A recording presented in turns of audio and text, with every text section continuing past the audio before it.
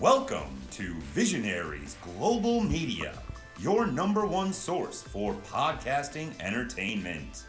Visionaries Global Media, envisioning excellence on a global scale.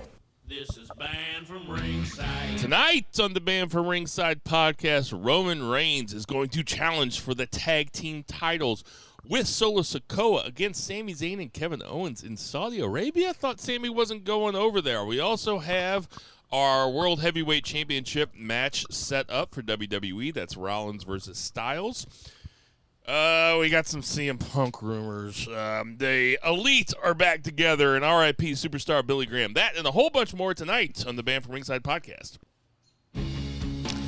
The more we try to walk away, the more CM Punk reels us back in. Ditch that 9 to 5. It's time to feel alive. Hello, Marks, and welcome to the Banned from Ringside podcast. As always, I'm your host, Bill Viggy, a.k.a. Omas McGumbo. And sitting directly across from me, we have Jason Cornelius Bell. What's going on, JCB? What the fuck is that even supposed to mean? So it's from that unprofessional bullshit skit where he talks about a cosmic gumbo. That's what I'm saying. Like, Zach would have loved that. He would have fucking loved it. I should have saved it for next week. I'm sorry, Zach. What's going on, Jason? Oh, that's still kind of funny to me. I don't give a fuck. It's the fact that you're still just sticking to this Omas thing come hell or high water. Oh, we got a few more. I'm sure you do. On that lovely note, I'll ask the congregation to bow their heads as I read from the latest edition of the Banned from Ringside podcast, volume 308, chapter 3, verse 14. And the good smart saying, hashtag boo the heels. It's all good, baby. Listen, share, subscribe, repeat the holy trinity of BFR. Interesting week of wrestling. Rumors, obviously, we'll talk about CM Punk.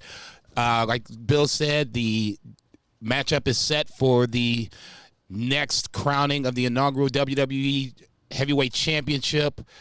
Cody Brock coming up, the AEW, the Elite, Don Callis answers why. So, yeah, we got some shit to talk about. Yeah, with no pay-per-views and no real scandals, it was still a very interesting week of televised wrestling, that's for sure, especially on the big two.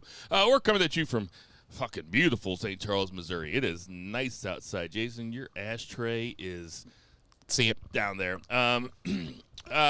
No Zach tonight. Unfortunately, he is going to a show. If we could have started earlier, he would have gotten on, but unfortunately, scheduling conflicts. Nevertheless, Jason and I are here, and we're going to, hopefully guide you through the last week of wrestling. Hopefully we can entertain you a little bit, maybe provoke some thoughts as we get drunk and high. Right. So, was there anything else? I thought there was something else. You know what? I should really write this down. I'm just not very professional. Let's get to that 3 count. It always comes up at some point. Once I start rambling on it, you'll remember it at some point. JCB, kick us off.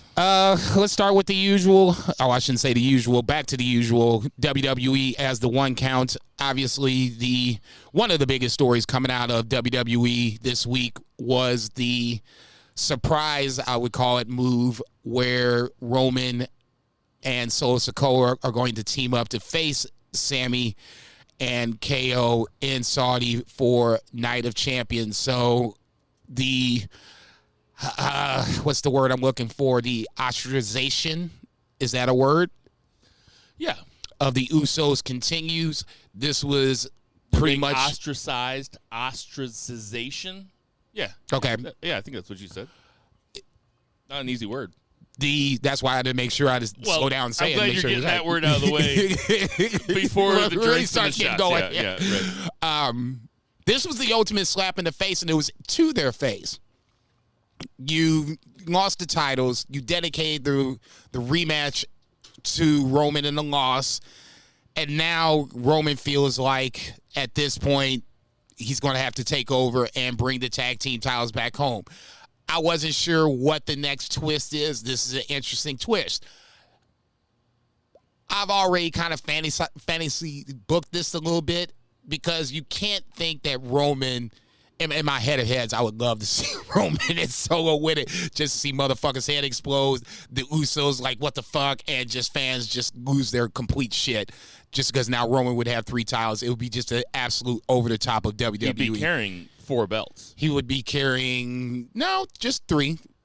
2 titles, and then whatever one around his waist, and then 2 other titles. Did they combined the 2? He's the unified titles champion, so he still comes out. He still has the 2 belts. And the tag belts are unified also. Damn, yeah, I forgot about that. He's gonna have 4 belts. Oh, I really want that now. I know. It sounds good. I know. I really want that That's now. what I'm saying. This is might be the only time I'm really rooting hard for Roman Reigns. Obviously, that's just not going to happen. So let's just. I got to bring that. Come on down. I'm really not. I'm not so sure that's not going to happen. I think it's not going to happen. Let's just. But I guess my point is, it feels like if KO and Sammy are going to retain, Solo might have to take the pin. I was thinking it would end in a DQ, so that way everything works out the way it's supposed to work out. Sammy and KO gets the win. Bloodline loses. They lose because of disqualification. The Usos come in. They get caught. They beat down Sammy and KO, but ultimately Roman's still mad because this is what, heel mentality. Roman's mad because now you fucked it up. First of all, this is tremendous television. It is. The story is still interesting, which is something that I didn't expect to say. But they have managed to make the Bloodline story still interesting. It really does show you that when the weeks that Roman's not there, it's kind of like they're treading water. But Roman there on Friday night and him saying, you dedicated this match to me, he's like, I'm not even a tag team wrestler. He's like, we have tag team wrestlers in our family. And I was like, oh, he's right. I was like, what the fuck? This is such good shit. And then him saying that he was going to do, that it was going to be Roman and Solo challenging for it, my eyebrows went up and I was like, oh shit. I was like, that's a good idea. I was like, that is interesting that they are going to have Roman. Not only do you get away with another pay-per-view without having Roman have to defend the title, but both outcomes are interesting. Either Roman's team loses, which never happens, or Roman never loses, right, basically, or Roman and Solo win the belts, and Roman's walking around with 4 belts. And then he has to make the Usos carry around the belts that they don't have. Dude, my head's about to explode right now. I mean, I'm kind of rooting for him to win. Oh, my God. It's totally right now. Roman's going to have 4 belts if they win. Roman 4 belts. What I don't want to happen, what I really don't want to happen is a DQ. I think that would be cheap. Like, make a booking decision, guys. Like, either do it. Like, you could really troll a huge swath of the audience by having Roman Reigns walking around with 4 belts. Easily. And that is exciting to this podcaster. Oh, no question about it. The fact that we even are talking about it just makes it just that more tantalizing to even imagine. All that being said, I think that KO and Sammy implode on their own ultimately versus it'll be a scenario where Roman and Solo win it. Obviously, we want him to win it. I think Solo is going to be an amazing talent. He's right on, I wouldn't even say riding on Roman's coattails. We've passed that point when he first got here at Clash of the Castle. That was, quote-unquote, riding Roman's coattails. At this point, the way he's been booked, he's a totally different entity, and he's a dangerous entity, at least the way he's been presented. So in that scenario, it would make total sense for those two to win it. I just don't think it's going to happen. I gotta admit, I mean, we'll do our predictions next week. Right now, I'm leaning towards it happening. There's a lot of different ways they could go. They could break up KO and Sammy right now, which wouldn't be any fun. I mean, it would be kind of cheap because it seems like WrestleMania was last week. But, I mean, Either way, I think that this is a stroke of genius in terms of booking because fucking Night of Champions it's starting to look pretty must-see, man. Well, we all wonder what was next for the Bloodline, especially after the fact that we all thought that Cody was going to win at WrestleMania, and he didn't. What's next for Cody? What's next for the Usos? What's next for Roman? They've still made all three interesting to where you want to see what's next for each individual person I just named. I mean, what's next long term has got to be a Bloodline Civil War, right? I mean, it's got to be the Usos versus Roman and Solo. The rumored match for SummerSlam is tag team SummerSlam? Uso. You can't not have Roman defend the belt at SummerSlam. Look. What did I say? The rumored match is. Yeah, but I'm saying I don't like that rumor. Well, I was reading on, Cage-Side Seats, I guess it was the other day, and they were talking about the possibility of Roman holding the title until next WrestleMania. And they were saying that, look, I'm just saying, we talked about it. Listen, I'm not making this face I know, like you're I the know. booker. I'm just making a face. I'm the messenger. Just wing my motherfucking right arm, or left arm. I'm sorry, I do everything with the right. So anyway, they were talking about it would take 7 defenses between now and WrestleMania. I think they counted Saudi as one of the 7. Even if he doesn't, and obviously they're not going to do it at Saudi, even if he doesn't do it at SummerSlam, I still think there's enough time to where if they wanted to string it out, you can still have guys. Bobby Lashley still hasn't had a chance at Brock. I'm sorry, not Brock, but Roman. Drew McIntyre is the one guy that's MIA now, and apparently he's been taken off of the Money in the Bank poster from London. So that's something to kind of look forward to. That's going to be fluid, as my boy Stephen A. Smith would say. Ultimately, well, I guess my point is this. I mean, don't forget about Cameron Grimes. He did stomp out. To the moon. Yeah, that's nice. He did stomp the shit out of Barry Corbin on Friday night. I guess my point is this. It feels like they are going to stretch out this title reign until WrestleMania. Now, how you do that, we're going to have to wait and see. But for the moment, Bloodline's still interesting. KO Sammy is still interesting. Usos are still interesting. So at that point, at least for the top of the card for SmackDown, you got that taken care of.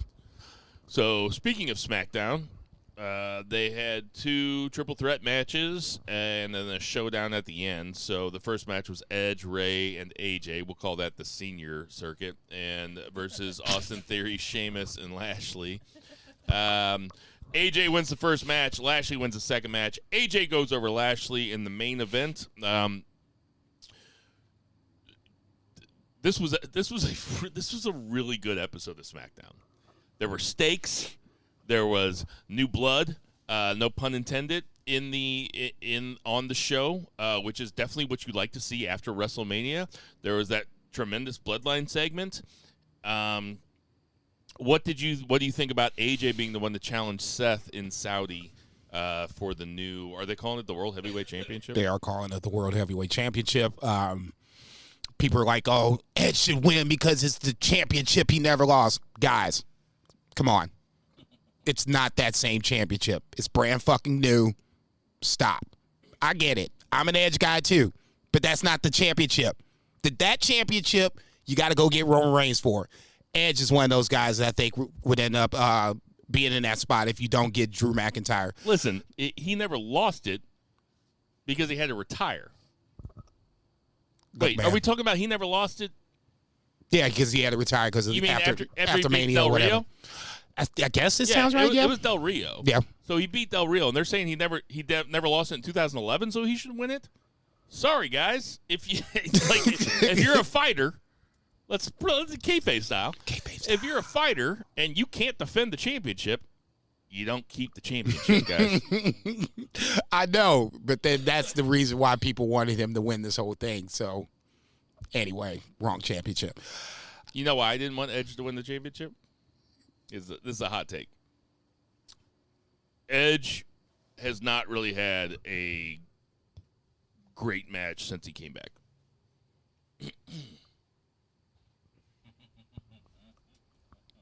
Am I lying?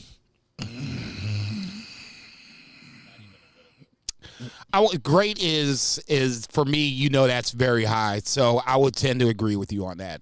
Right. There's no match memorable. I mean, the Randy Orton match was memorable during the pandemic because it took so fucking long. Where the fuck were we gonna go, man? I mean, shit. I was just happy to have fucking wrestling at that point. Good, not great. If you want to throw the triple threat with him, Daniel Bryan, and Roman in, that's the one that really stands out, but it stands out for a lot of different reasons, for the double pin obviously being the biggest. From there, it would be arguable. They released the wrong blonde Canadian. How's that for a hot take?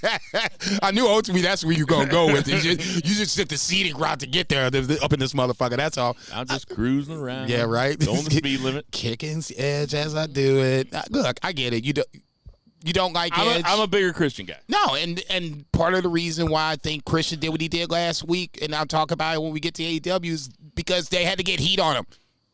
And Christian knows how to get heat on him the same way Edge does. So I give them both credit. I just think one does it a little better. We just disagree upon that. To answer the question, I love the fact that we got AJ and Seth because Seth can keep up with AJ and AJ can keep up with Seth. Bobby Lashley would have been a decent second choice, but I really think ultimately they're going to hold Bobby Lashley for Roman Reigns. It kind of makes sense because even when it was before the draft, Bobby Lashley was like, look, I want to wrestle Roman Reigns for the title. And then for whatever reason, they went left. You got Bray Wyatt out of this mix. You teased us with the Hurt Foundation reunion that still hasn't happened yet. And now we're back to this again, which I don't have a problem with. But ultimately, this is probably the best matchup of the bunch. Like I said before, I really wish they'd have just did it right and did it in a tournament style where you had 16 guys, single elimination, where you still had some storylines that were not championship related, but you really could have got guys over. You could have made different storylines, and ultimately you could have still had this as your final for Saudi. The match should be amazing. If AJ is healthy, the match should be amazing. No doubt those guys can put on a great match. I'm not worried about that at all. And this is perfectly fine. I'll be perfectly fine with either one of them winning, to be honest. They're really on Raw. They really kind of hyped up Rollins, like with multiple vignette packages, multiple interview stuff. They're really trying to. Now, they might do the same thing with AJ. Yeah, tomorrow night. I would expect that. Yeah. You should. Yeah, they should. It should seem like a major prize fight. So let's have it. I just don't want any shenanigans. I want somebody to go over to clean. Hopefully that happens. AJ is not necessarily a heel right now, you know? So we got basically two baby faces facing each other in what should be a great match. Totally down with it. Give it to me. For sure. It should be. It might be a. Put them both in the G1. Yeah, right. Actually, AJ Styles is already in the G1. Shit, we got to get that other guy over there. Just quick thoughts. You talked about the two triple threat matches. Grayson Waller makes his SmackDown debut. He meets with Adam Pearce backstage. He will get the winner of. I guess who's he interviewing next week? AJ. Okay, so he gets to interview AJ. And they have a history because they did have a match in NXT. Grayson Waller, they're having the Waller effect. The Grayson Waller effect is going to be a talk show on SmackDown. Fuck yeah. This is what I want after WrestleMania. I want some new blood injected in this shit. And this is something that they've kind of taken their foot off the gas with the last few years coming out of WrestleMania, is that if you're going to call up these NXT guys, try doing something with them. Let's see what happens. They're trying to do something with Grayson Waller, having Grayson Waller and AJ Styles with the Grayson Waller effect next week. And then they also had Cameron Grimes come out, beat Baron Corbin in 3 seconds with his finisher. Turn up the one. Oh, sorry. Thanks. And you there? Yeah. Yep. Okay. Bo's here. Vice. Hello, Vice. Hey, welcome to the show. I'll say we need to get we need to get the applause drop on here for this one. I don't have your fancy one. I only have the 8 drops. And 5 of them are spoken for. I really only have, this. Roll the fuck up! This. He's heating up. Yeah, that's not gonna work. Absolute fucking bullshit. I say he just got here. We can't call him. Unprofessional bullshit. Yeah, we can't do that one either. So They okay, called it totally fair. Omas McGumbo. We talked about that during golf. I know. Zach's not here. Zach would have fucking loved it. But anyway, so I really like what they're doing with Cameron Grimes, too. Let me ask you this. Grayson Waller, Cameron Grimes. Are either one of them in the Money in the Bank match? Ooh, let me do my mental math. Money in the Bank, it should be the next pay-per-view. That's June. If I had to guess, if you're going to put me, one of the other should be on it. If I had to guess, it's probably going to be Cameron Grimes because he's the only one of the two that's physically been in the ring as of yet. He stomped out Baron Corbin, obviously, within seconds. So, yeah, one of the two will be in there. If you're going to make me choose, I'll go with Cameron Grimes. So I don't know how much more there is to say about SmackDown. I will say that starting off SmackDown... Pretty Deadly? Oh, Pretty Deadly showed up too. Pretty Deadly's there too, man. I fucking love this, and the trend was continued on Raw, which we'll talk about in a second. But this is, like, I put it on Friends of BFR on Facebook. I said, wouldn't you know it? I'll be darned. SmackDown and Raw were both good. They were. And this SmackDown, starting off with 2 triple threat matches between 6 great wrestlers. And then having Grayson Waller, having Cameron Grimes, having that Bloodline segment. We got Asuka coming out and Bianca Belair selling the mist like she's Jack Nicholson falling into a vat of acid. Very fun. Jokes. Nah, I'm over that already. Well, I guess you're Well, okay, so what you going to do? Sexist. So what you going to do? Get the fuck up out of here, number one. And number two, really? That you going to pass up? It's the argument of passing up the moment. So Bianca's moment of being a year as champion is the bigger moment. So now you're going to run it back and bring Asuka back to spit mist in her face. So obviously they're going over to Saudi to settle this shit. You think Asuka's really going to win? No. Thank you. Hey, Bill, did you forget? What did I forget? JCB hates wrestling. Oh, yeah. Not a big fan of wrestling, that Jason Cornelius Bell. I forgot that he hates wrestling. Oh, he's going to be fired up now. What about SmackDown? What about Raw? What do you think about Raw, Jason? Opened up with Judgment Day and KO and Sammy. Judgment Day I love the fact that they are always in the Raw mix. They feel like they're the top faction no matter what. And once again, Dom's getting booed out of the building. Absolutely love that shit. Ultimately, we get a Judgment Day KO and Sammy match down the line. I will say this about KO and Sammy. KO is getting the team into scenarios where he's just like, you know what, fuck it. You want to fight? Let's fight. You want to fight? Let's fight. Sammy's like, look, we can take the night off. He's like, no, fuck that. We going to fight. Sooner or later, KO is going to get them in the scenario. We've all had a friend that wants to fight the bar. And they're just like, no, just chill out, motherfucker. Just chill out. And he's like, no, we ain't going to chill out tonight. We going to fight. We've all had that friend that wants to fight the bar. Right now, as our late friend Mike Dolan used to say, because he used to want to fight the bar every once in a while, he would say, I'm about to fill this room with uppercuts. I do remember him saying that. Mike Dolan, R.I.P. But that's never saw that bastard throw one uppercut. Right, but he talk about doing it. That's the a way. lot of jabs.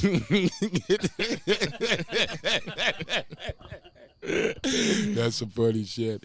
You get my point. KO is going to be the demise of this tag team in some form or fashion. How you get there, I don't know. But that, to me, is where, he even called out Judgment Day. So you're not going to come out here and, we want to fight. I want to fight. Come on down here and fight. Damian Priest was down, and then the rest was started to, ball out of control from that point. What's really great about the Sami Zayn, KO, Bloodline, Judgment Day, they brought Imperium in at the ending, is that They have a locker room. They have a television show, and in kayfabe style, they have a locker room where everything nothing is just existing on its own. It's like it's all kind of bleeding into each other, and that makes it harder to predict what's going to happen. I don't know what the fuck's going to happen in Saudi Arabia. I mean, I guess you could have KO super kick Sami Zayn and join the Bloodline. Right. Probably not. Probably not. You might be able to have, jumping ahead a little bit, Mustafa Ali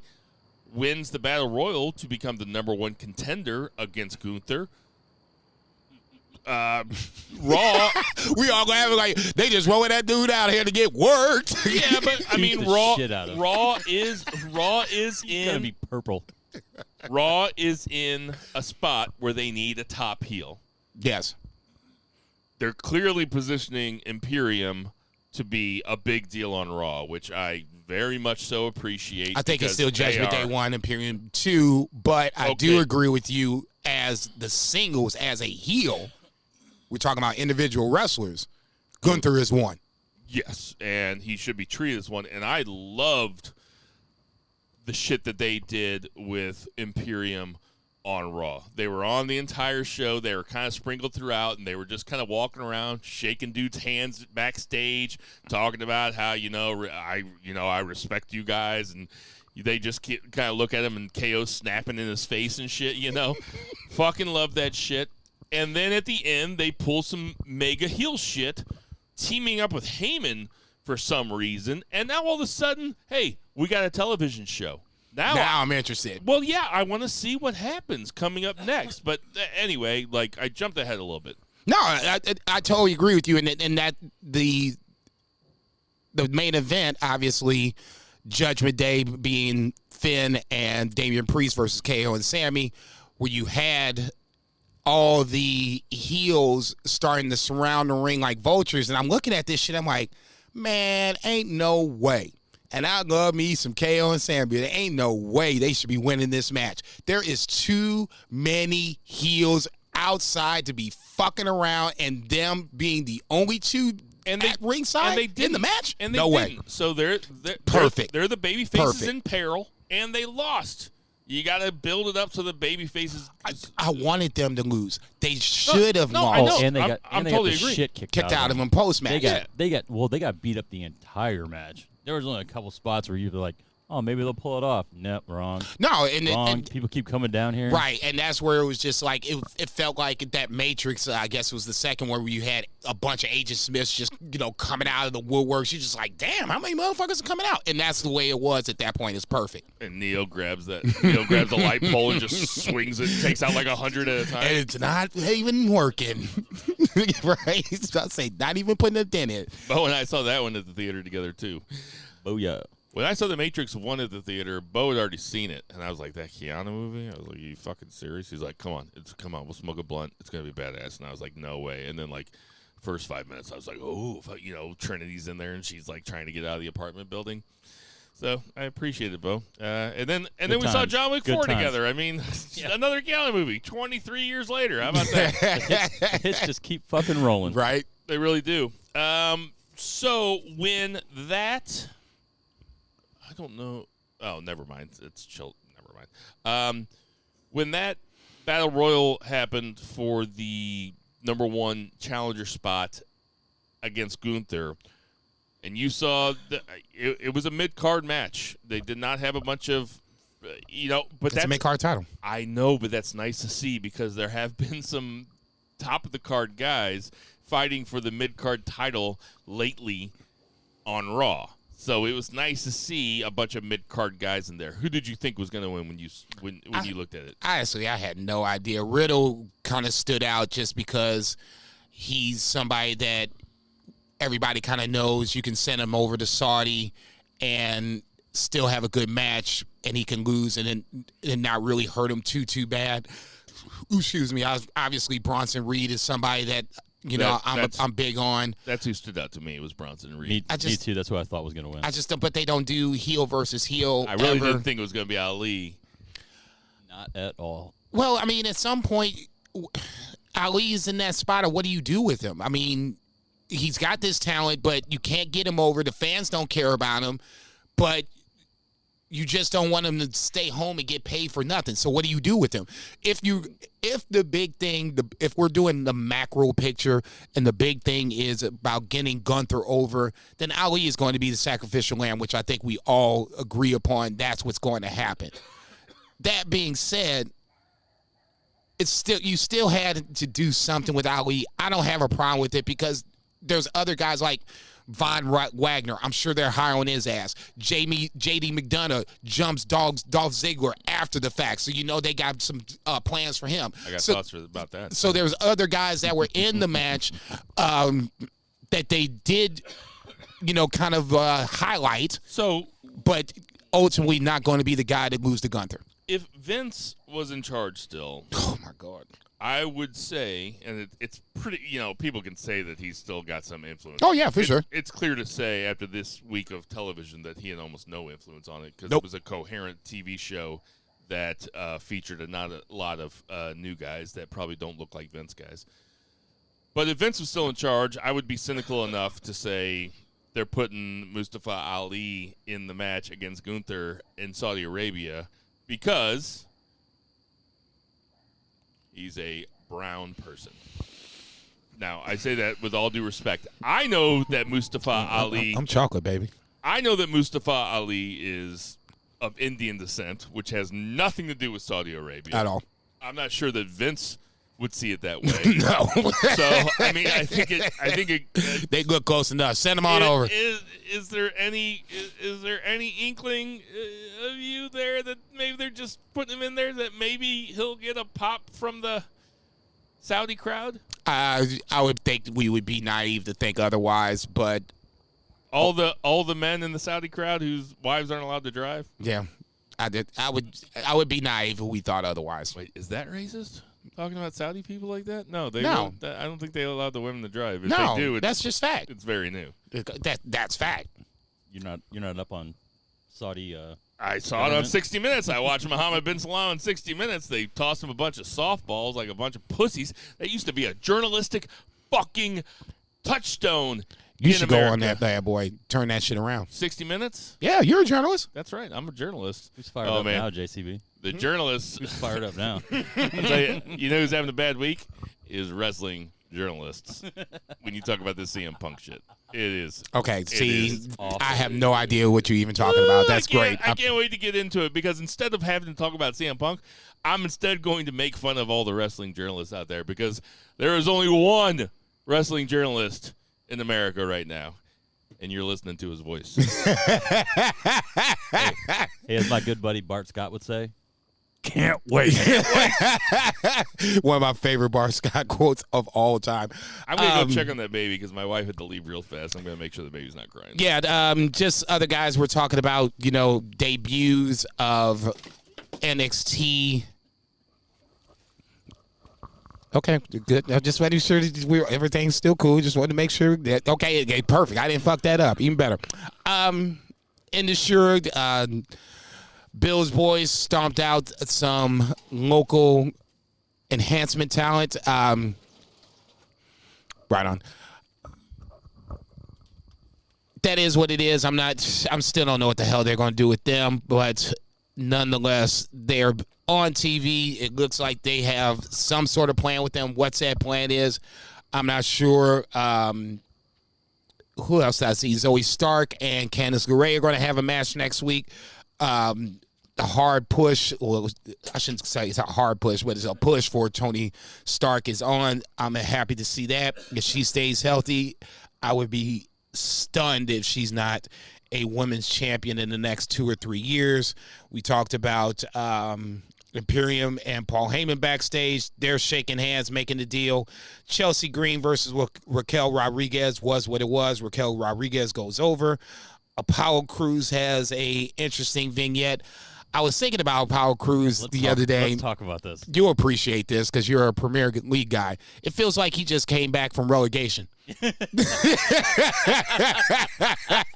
that motherfucker fired up, boy. You can't tell him nothing. I was like, oh, shit, look at Apollo Crews coming back from relegation, you badass motherfucker. Showing his cast off and shit. running around talking like all normal now. Talking like a regular dude now. Bro, so you lost that accent. You and Kofi went to that same badass acting school. Yeah, all of a sudden you're from like the middle of South Dakota or whatever, Oklahoma or something. Yeah, I don't even know. But hey, dude looks good. He always looked good. The booking has always been the issue. What do you do with Apollo Crews? He's on Raw, so he has the opportunity to win this new championship. I just don't think it gets to that point. Intercontinental Championship, maybe, but you have to figure out, is he the guy to beat Gunther? Because somebody has to beat Gunther so you can free him up. It's not going to be Apollo Okay, Crews. so it's definitely not going to be Apollo Crews. I guess that's my problem with it. I love the fact he's going to keep getting booked like shit. Like he's going to be this guy that they're going to put a lot of emphasis on. Who's never going to do shit. Thought on Apollo Crews coming back to Raw. To me, I had to make a joke about it. It felt like he came back from relegation back to the Premier League or whatever. So now he's back to with the top guys. But what's Apollo Crews' ceiling? I guess there's the ultimate question. Apollo Crews' ceiling is like the IC or the U.S. title. I don't see it happening for him right now, but that doesn't mean that they can't heat him up someday enough to win it. You know, I always say this, and I think that you always tease me about it, is that whenever I say, listen, you can heat somebody up if you need to at any time as long as they're good enough. And they certainly have plenty of talent on the roster, just like AEW does. There is so much wrestling talent out there now, and so many hours of wrestling programming for you to see it. It just a lot of it's luck, but certainly there's no way that the powers that be, Hunter, Michael P.S. Hayes, all these guys, all the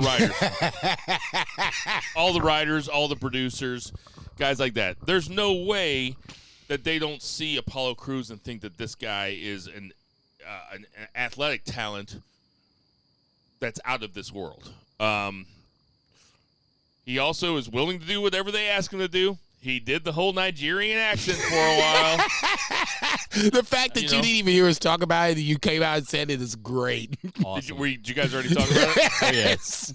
Oh, yeah. But, I mean, he's willing to try it, and it might not have been the best look for WWE, but I certainly don't blame that on the performer. They gave him something to do, and he did the most that he could with it. God bless him.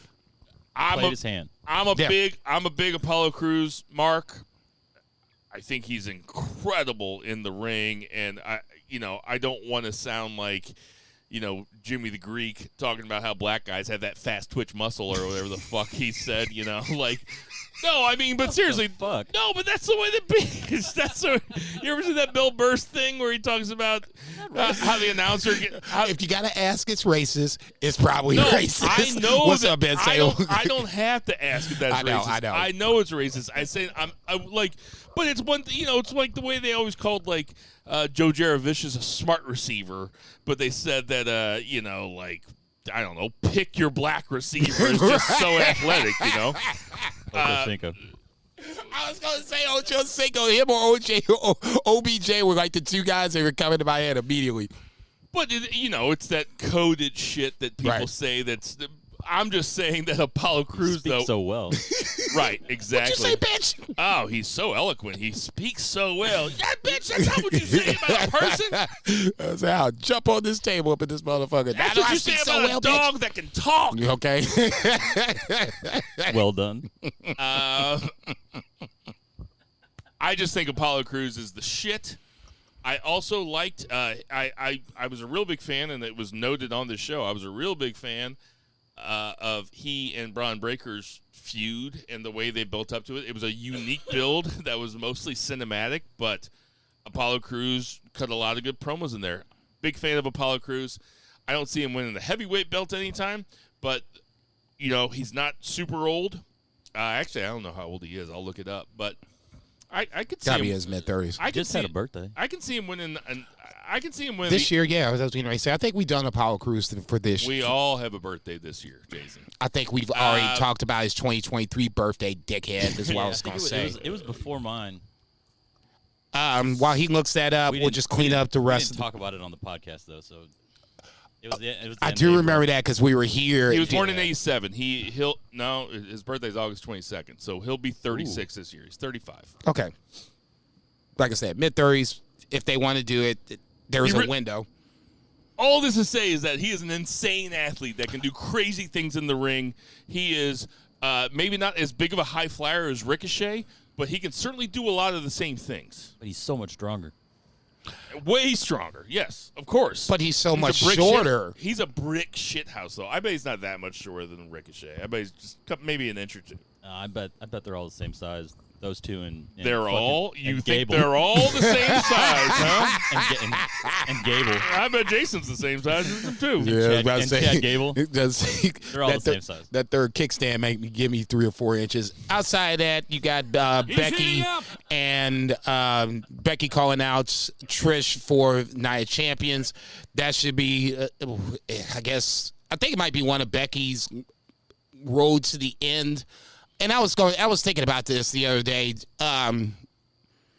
What more is there for Becky to really do in WWE at this point? Dude, she came on Raw the other night, and I was like, snooze. I'm not saying, to me, the angle is snooze. I don't think that Becky Lynch per se is snooze. I think the angle is fine. I just it was during this podcast when she was the hottest shit in wrestling. Agreed. Just the hottest shit. And Agreed. It was cool when she was super over and super on fire. Now what? You gotta adjust. Okay. She's still out there with the man shirts on. Like, you're not the man anymore. You gotta adjust. Just the same way. Is that Becky Lynch's problem? No, not necessarily, but it's gotta kind of be partly Becky Lynch's problem. Like, you're supposed to go grab the brass ring. She's had it. She main evented a WrestleMania, granted with 2 other women, but she main evented it. She was a part of it. Let's look at her husband. Does her husband ever sit on his laurels and not try anything different? You think creative's that much better for her husband than it is for Becky Lynch? Seth Rollins has never headlined a WrestleMania. Becky Lynch has. You don't think they have creative working for her just as much as they have him working for him? No, he comes up with his own shit. I don't think, okay, if you want to say that the man is Becky's creation and she wants to keep with that, fair enough. I'll give you that. I don't necessarily think that's the case. I almost want to say that the visionary was dropped into Seth's lap, and he just made it into what we see now. When this first started, Zach was not a fan of this, the visionary, revolutionary, the Seth freaking Rollins, this gimmick. He said it was like his second or third favorite gimmick from Seth Rollins. And now Seth Rollins is basically the Pied Piper of Raw. He's on the cusp of being the Raw champion over here in a couple weeks. He's the shit right now. He's very, exactly. very, very over. Okay. So if it's the scenario where Becky is content with it, then yes, by all means, she should get called to the carpet.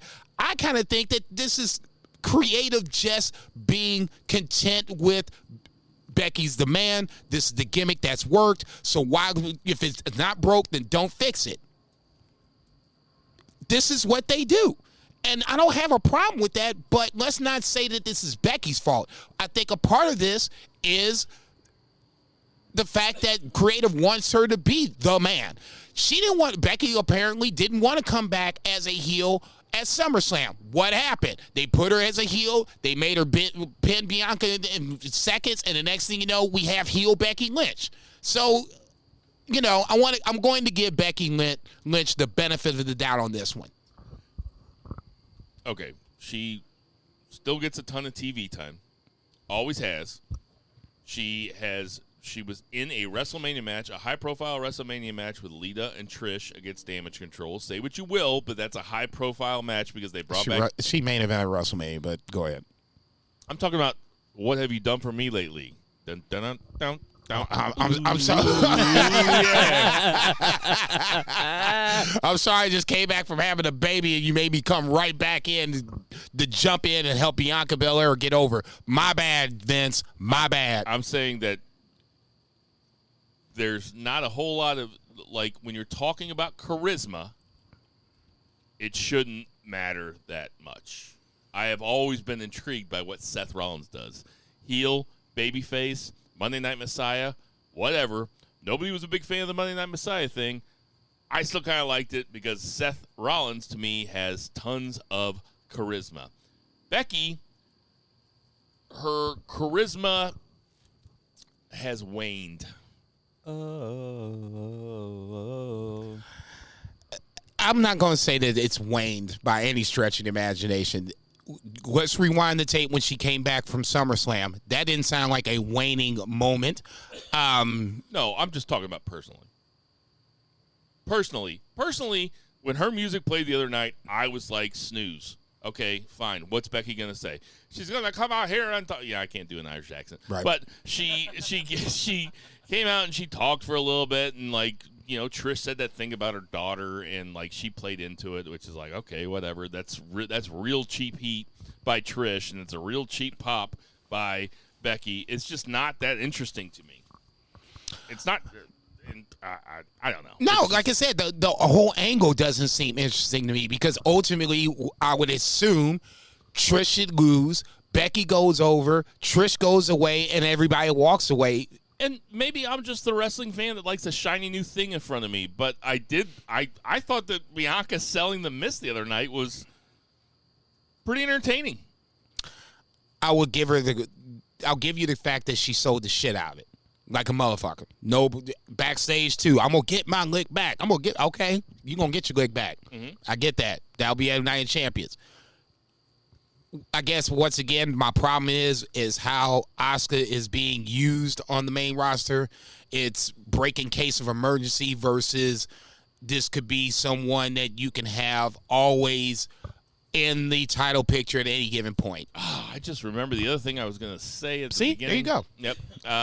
So this is a little off topic, but it's still Raw, or it's still WWE main roster. But Randy Orton has done a series of interviews lately where he has said that he wishes that he didn't choose he kind of wishes he didn't choose the RKO as his finisher because it was so much landing on his back, on his tailbone, you know, and that's where his injury is now. So my question to you is, well, I guess first of all, I don't think Randy Orton's done, but I do think that he's going to have, if he comes back, because none of these guys are ever done, right? I thought Shawn Michaels was done, and when he came back the second time around, I thought that was an amazing ride. So as an Orton fan, I'm going to keep my fingers crossed for that finish, for the lack of a better word. But I think I know where you're going with it, but I'll let you ask the question anyway. If Orton comes back, okay, let me ask you this. This is the question I want to ask: can Orton come back as a special attraction wrestler the same way that Cena is? Yes. That Brock used to be. Like, can he come back for the Big Four, Big Five, have a WrestleMania feud, and have a match at WrestleMania every once in a while? And do you think that he's big enough? He's a little bit different than the other guys from his class, because that's that famous OVW class that included Shelton, Brock, Cena, and Batista. Batista was the one I was forgetting about. So Orton compared to Cena, Brock, and Batista is a little bit more of a, you know, he was kind of the workhorse of those guys. He was the guy that was, hey, I'm a wrestler. I'm not an actor. I'm not a MMA fighter. I am a professional wrestler. When they bring Orton back, does he come back or does he come back? What do you think the odds are that he doesn't come back? He's coming back. I would like to see him just come back for a one-off. if you're talking about coming back as a part-time guy, let's just go part-time guy. I don't even see that anymore. Honestly, it's kind of like Becky Lynch. What more does Randy Orton have to do? Well, compared to Becky Lynch, nothing. In Becky Lynch's Becky case, Lynch has got a lot more to do to be like Randy Orton. What more can Becky Lynch do? She's held both titles. She's won the Royal Rumble. I mean, Money in the Bank is probably the only thing that's left, and she doesn't need to win that. Maybe another 10 years of being an everyday wrestler who fucking fights on Raw every week. She can go right now. Changes his character all the time. Get a girl pregnant? Well played. Here's my point, and you should appreciate this. There's enough talent on the NXT roster on the women's side that Becky Lynch can go away right now and come back later if she wants to. And then you can do this a second time around where you have a nice crop of young talent that you can pair with fresh matchups. The same way with Charlotte, okay? These are the two women that have been carrying this women's division, for lack of a better term, for, let's just say 5 or 6 years, give or take, okay? Now we're at a point where there's not anything left. There's nothing fresh for them for either one of them to do. Charlotte is 16 or 17, and that's really it. Becky Lynch has nothing left. This is it. She's bumping her head on this fucking ceiling. She's gone up to this point. Are you saying she peaked too early? I won't say she peaked too early, but I mean, if you want to talk about checking off the list of accomplishments, Becky Lynch has gotten a lot of shit done. Let me ask you this: what was Randy Orton's peak? Because it's happened. So what was it? He was unified champion.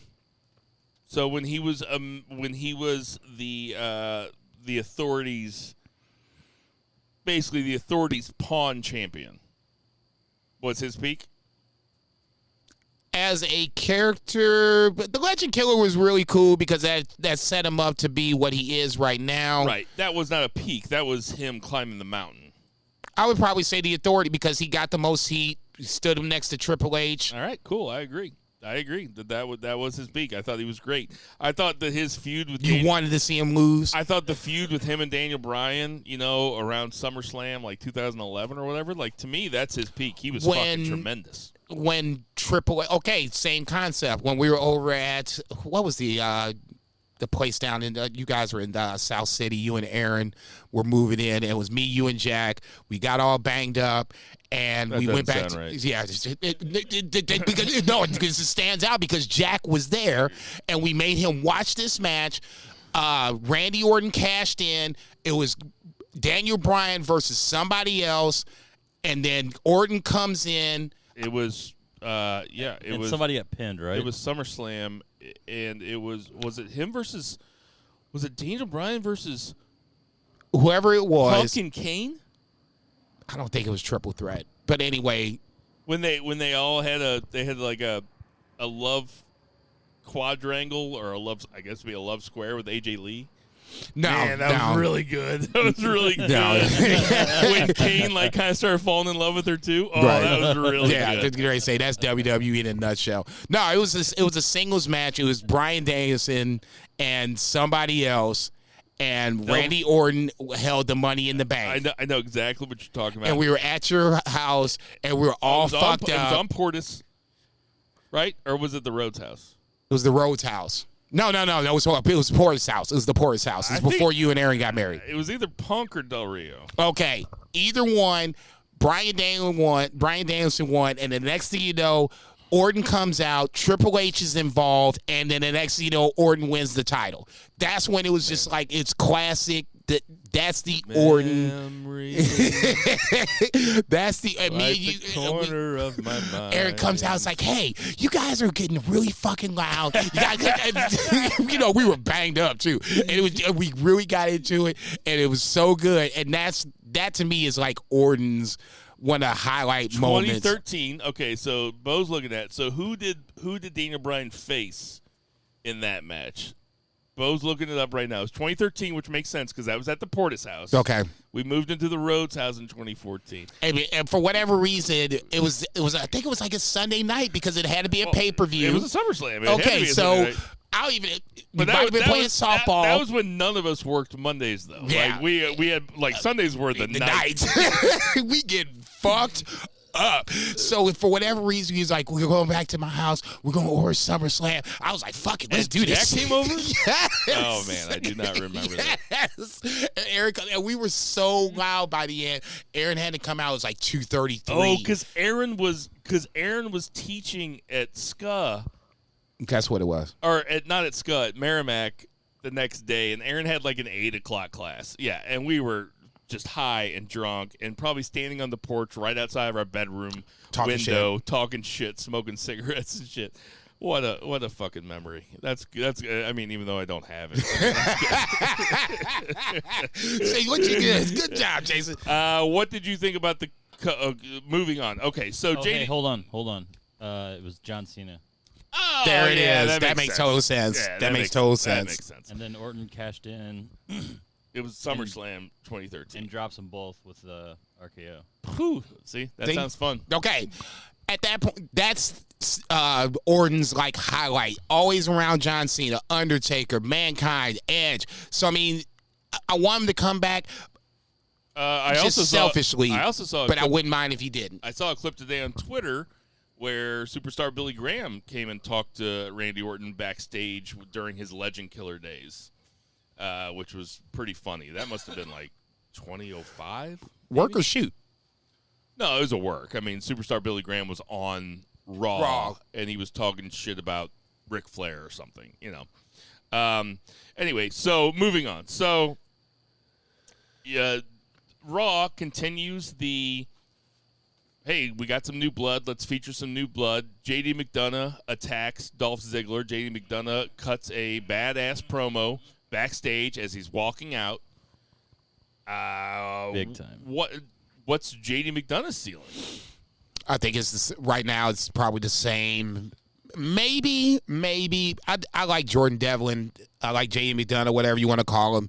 I think he's an amazing talent. Unfortunately, obviously, he got himself in some shit. Now, that being said, I think he has enough talent to be like the Finn Balor and be the champion. Obviously, he can cut a good promo.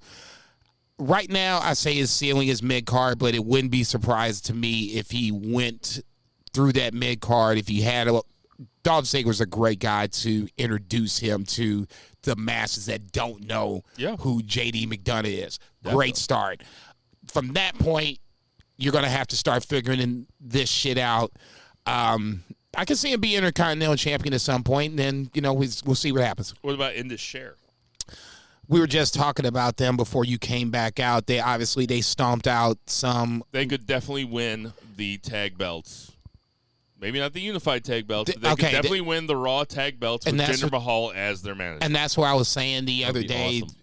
I guess that was last week, where I wouldn't mind Sammy and KO just dropping them versus them losing it to Roman. And this is the only team that I wanted them to lose to as the unified champions. Let me amend that statement, is Roman and Solo. Outside of that, if they defend as Night of Champions, the next night when they come out on Raw, they're just like, the schedule's too much. We got to drop the SmackDown championships, and then we can go from there. I'll tell you what, Indus Sher, Roman Reigns, and Solo Sikoa all in the ring together. That's big meaty man slapping meat. That is a lot of LBs. But I will say this about Veer and Sangha, is that Veer is a really funny guy in real life. His social media presence is really fun. He seems like a cool dude. And Sangha had that, I don't know if you saw this because you didn't watch NXT like I did, but Sangha had that character that used to stand backstage and he would be like talking to people about intellectual things, and somebody would come back all sweaty and bump into him, and he would try to talk them down. They would talk all shit, and he'd be like, hey, I'll fuck you up. I'll fuck you up if you want me to. Anyway, I think that the sky's the limit for either one of those guys. I'm just going to say it now because I've made bad predictions before. I could see either one of them winning a heavyweight belt down the line sometime when you consider that both of them can work. Both of them, they're both American, so they can speak. They can cut promos to an American audience, but they're both of Indian descent, and if WWE really wants to like go into the Indian market, like they tried to do with Jinder that one time, and Triple H still went over for whatever reason. But you could have either one. I think you know why, but go ahead. Either one of them. Gender. Either one of them could be a huge deal globally if they really want to push it. I'm gonna play the way. Let's just see what happens. I agree with you. As a team, In fact, I'll make the call right now. One of them's going to be heavyweight champion in the next 5 years.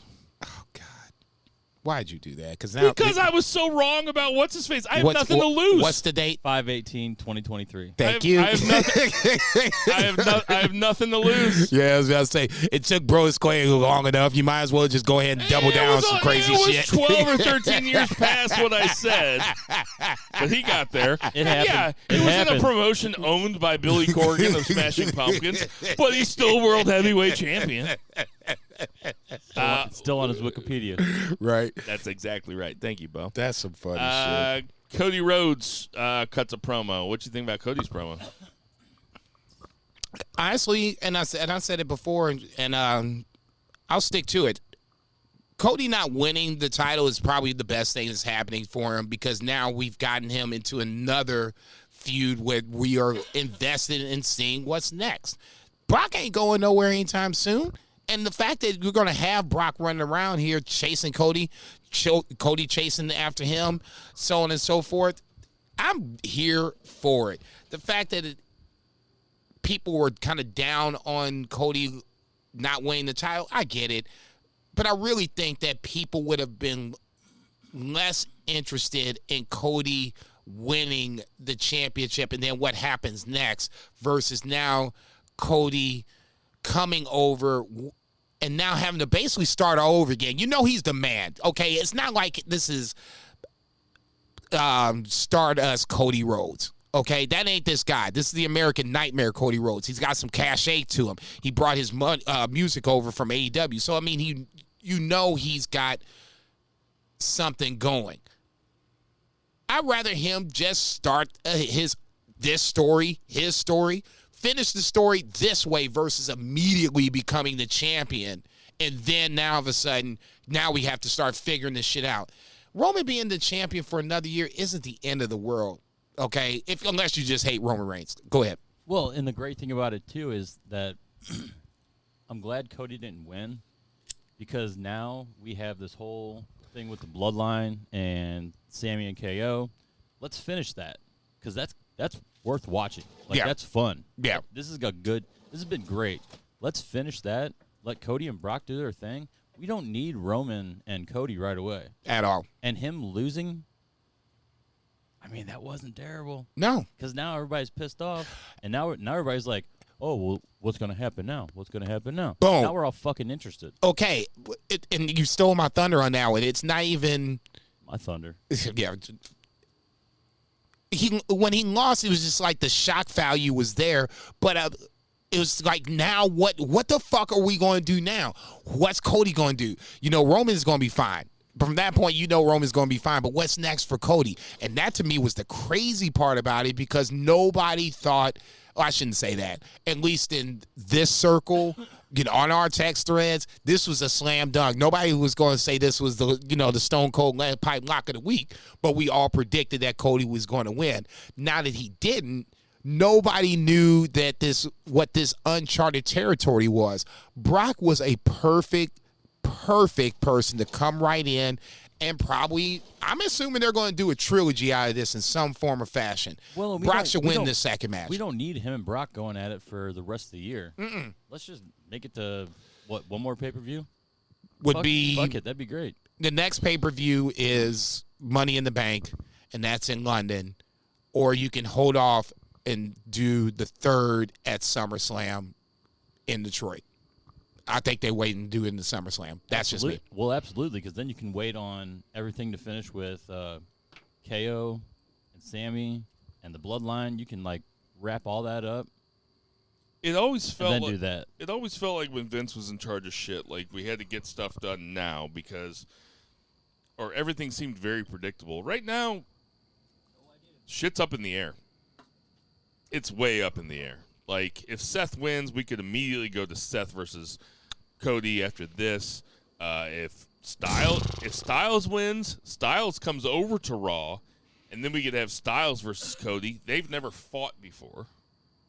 On WWE programming, I don't think they have. I could be wrong. I don't think they've ever fought before any time. I'm just going to keep I'm not even going to try to rack my brain on that shit. If we had Wi-Fi out here, I'll tell you to go on Cage Match, and we can figure that shit out. Oh, are they journalists? It's Because you're talking to America's only wrestling journalist. I understand that, sir. I was just going to make sure we had our shit on point. All right, so we have talked for an hour about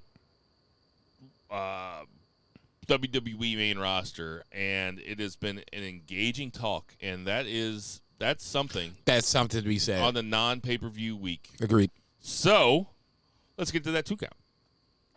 1, 2, 3.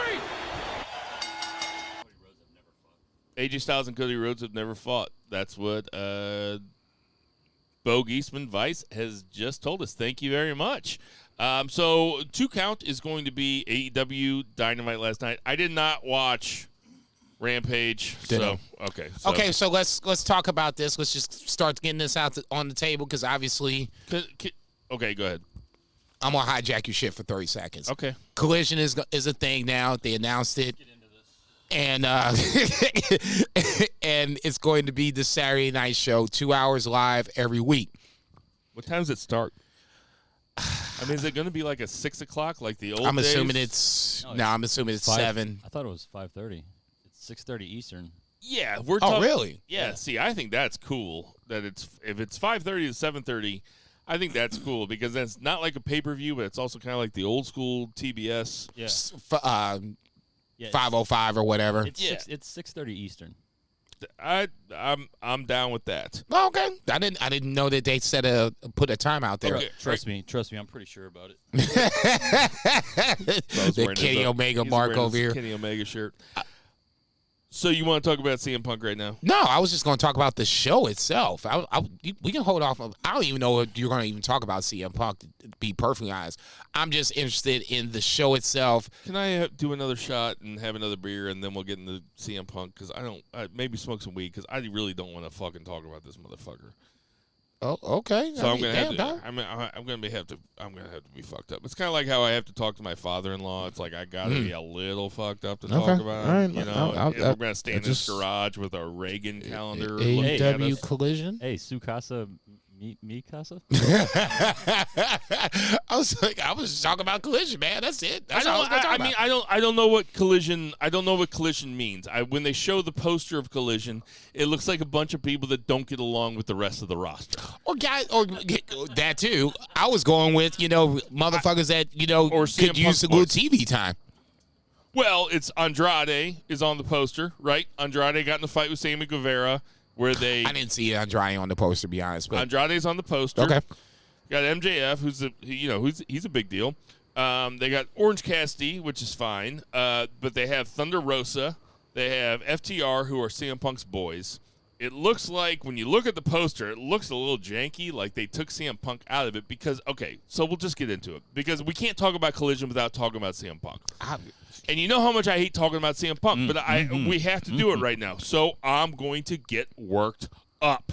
oh Lord, About now this. see, I was just going to talk about the show, possible brand split. Obviously, we're going to watch the first few episodes. I enjoyed Rampage. The show. I thought it was a good show. No, he's talking about Collision. Oh no. I didn't No, watch that. Rampage to me is the show that needs to be called to the carpet on this one. Rampage started off hot, and it should. If they did it right, I don't think you really needed to do Collision unless you had this, this deal with Warner Brothers, and they're giving you $1 billion or whatever, and they want a Saturday show. Okay, fair enough. Rampage has basically become a AEW dark elevation show. You see big names from time to time, but outside of that, you don't really see a lot of big names. It's not an enhancement talent versus enhancement talent, but it's a mid-card show. Very easily missable if you don't have the time to do so. Are they getting rid of Rampage? No. Wednesday, Friday, Saturday is going to be AEW. So they got rid of Dark, they got rid of Elevation, and now they're going to have 3 nights. Wednesday, Friday, Saturday. Okay. I mean, that's fine. I mean, that makes it sound to me like Rampage is going to continue to be basically superstars on steroids, I guess.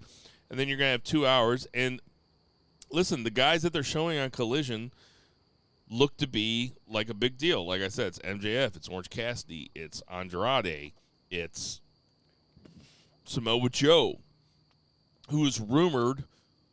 Apparently, CM Punk wanted Joe to be his first feud when he came back to television, which was August. Makes sense. He's hot as fuck. Which was August. It was August the 20th, 2021. I remember because it was Friday night. My daughter had just been born, and I was staying in the hospital, and I had to make sure that I turned the TV on because CM Punk was going to come back.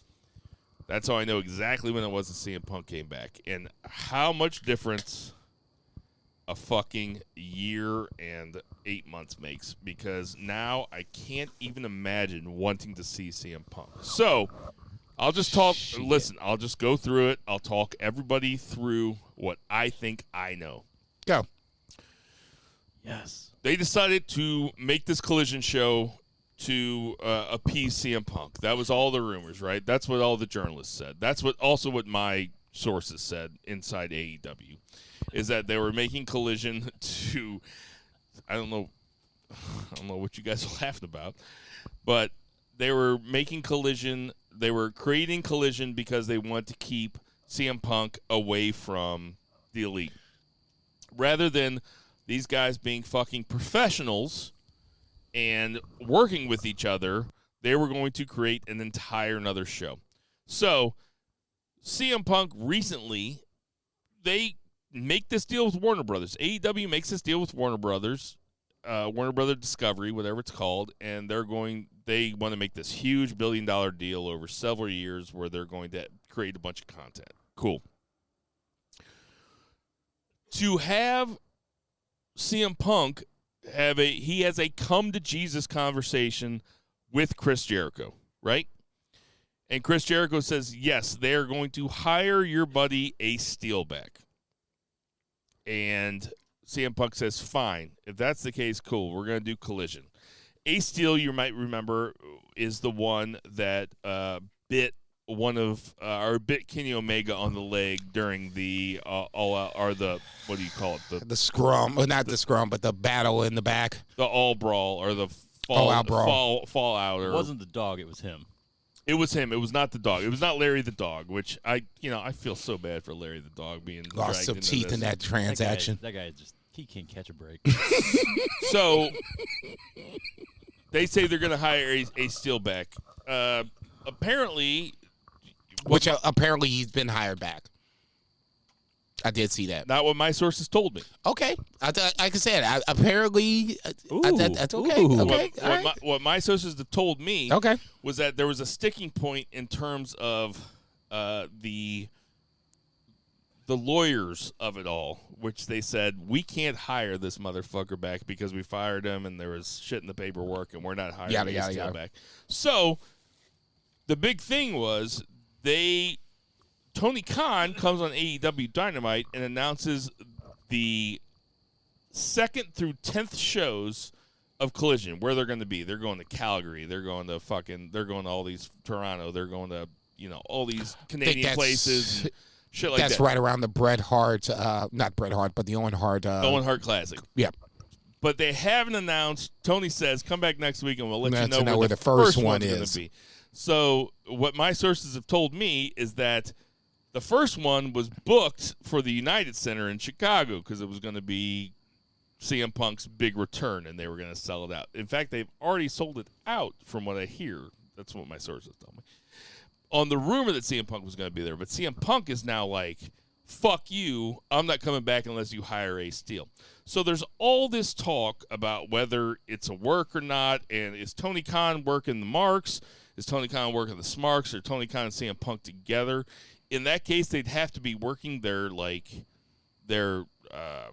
what would you call it? Their art team who put together like the big poster for AEW Collision. Like, are they working them? Are they with them and they're working us? And I just have to say that I'm so fucking sick of fucking talking about CM Punk. He just fucking sucks all the oxygen out of every fucking conversation that we have to have about anything that has to do with AEW that doesn't actually have to do with the on-screen product. And that's what I'm pissed off about. I can totally understand that, but unfortunately, he's a straw that stirs the drink. Okay, well, you know what? I'll use the Reggie Jackson. That's exactly what my source told me, is that he's the straw that turns the drink. Turns out you're the source. You gotta, as much as we don't. I will not reveal your name. I appreciate that. As much as we may not like CM Punk on this podcast, we always come back to him in some form or fashion, whether it's in or outside of the ring. So I mean, as much as I don't like to give people credit, I have to give him credit. We always come back to CM Punk, no matter what. Well, I'll say it. I'm curious. I want to see him and Kenny Omega interact. I want to see him and the Bucks interact. Look, if you're not going to bring him back and you're not going to make that match, then why bring him back? If you have a podcast where you talk about current wrestling events, unfortunately, Bill, you're going to have to talk about CM Punk. Yeah, you can't avoid it, and it's true. And that's exactly the point I was going to make, is that we're talking about a $1 billion entity. Now we are, right. Well, I mean, Tony Khan himself is a $1 billion entity. Okay, yeah, obviously, but AEW and the Warner Brothers deal is a $1 billion thing. Exactly.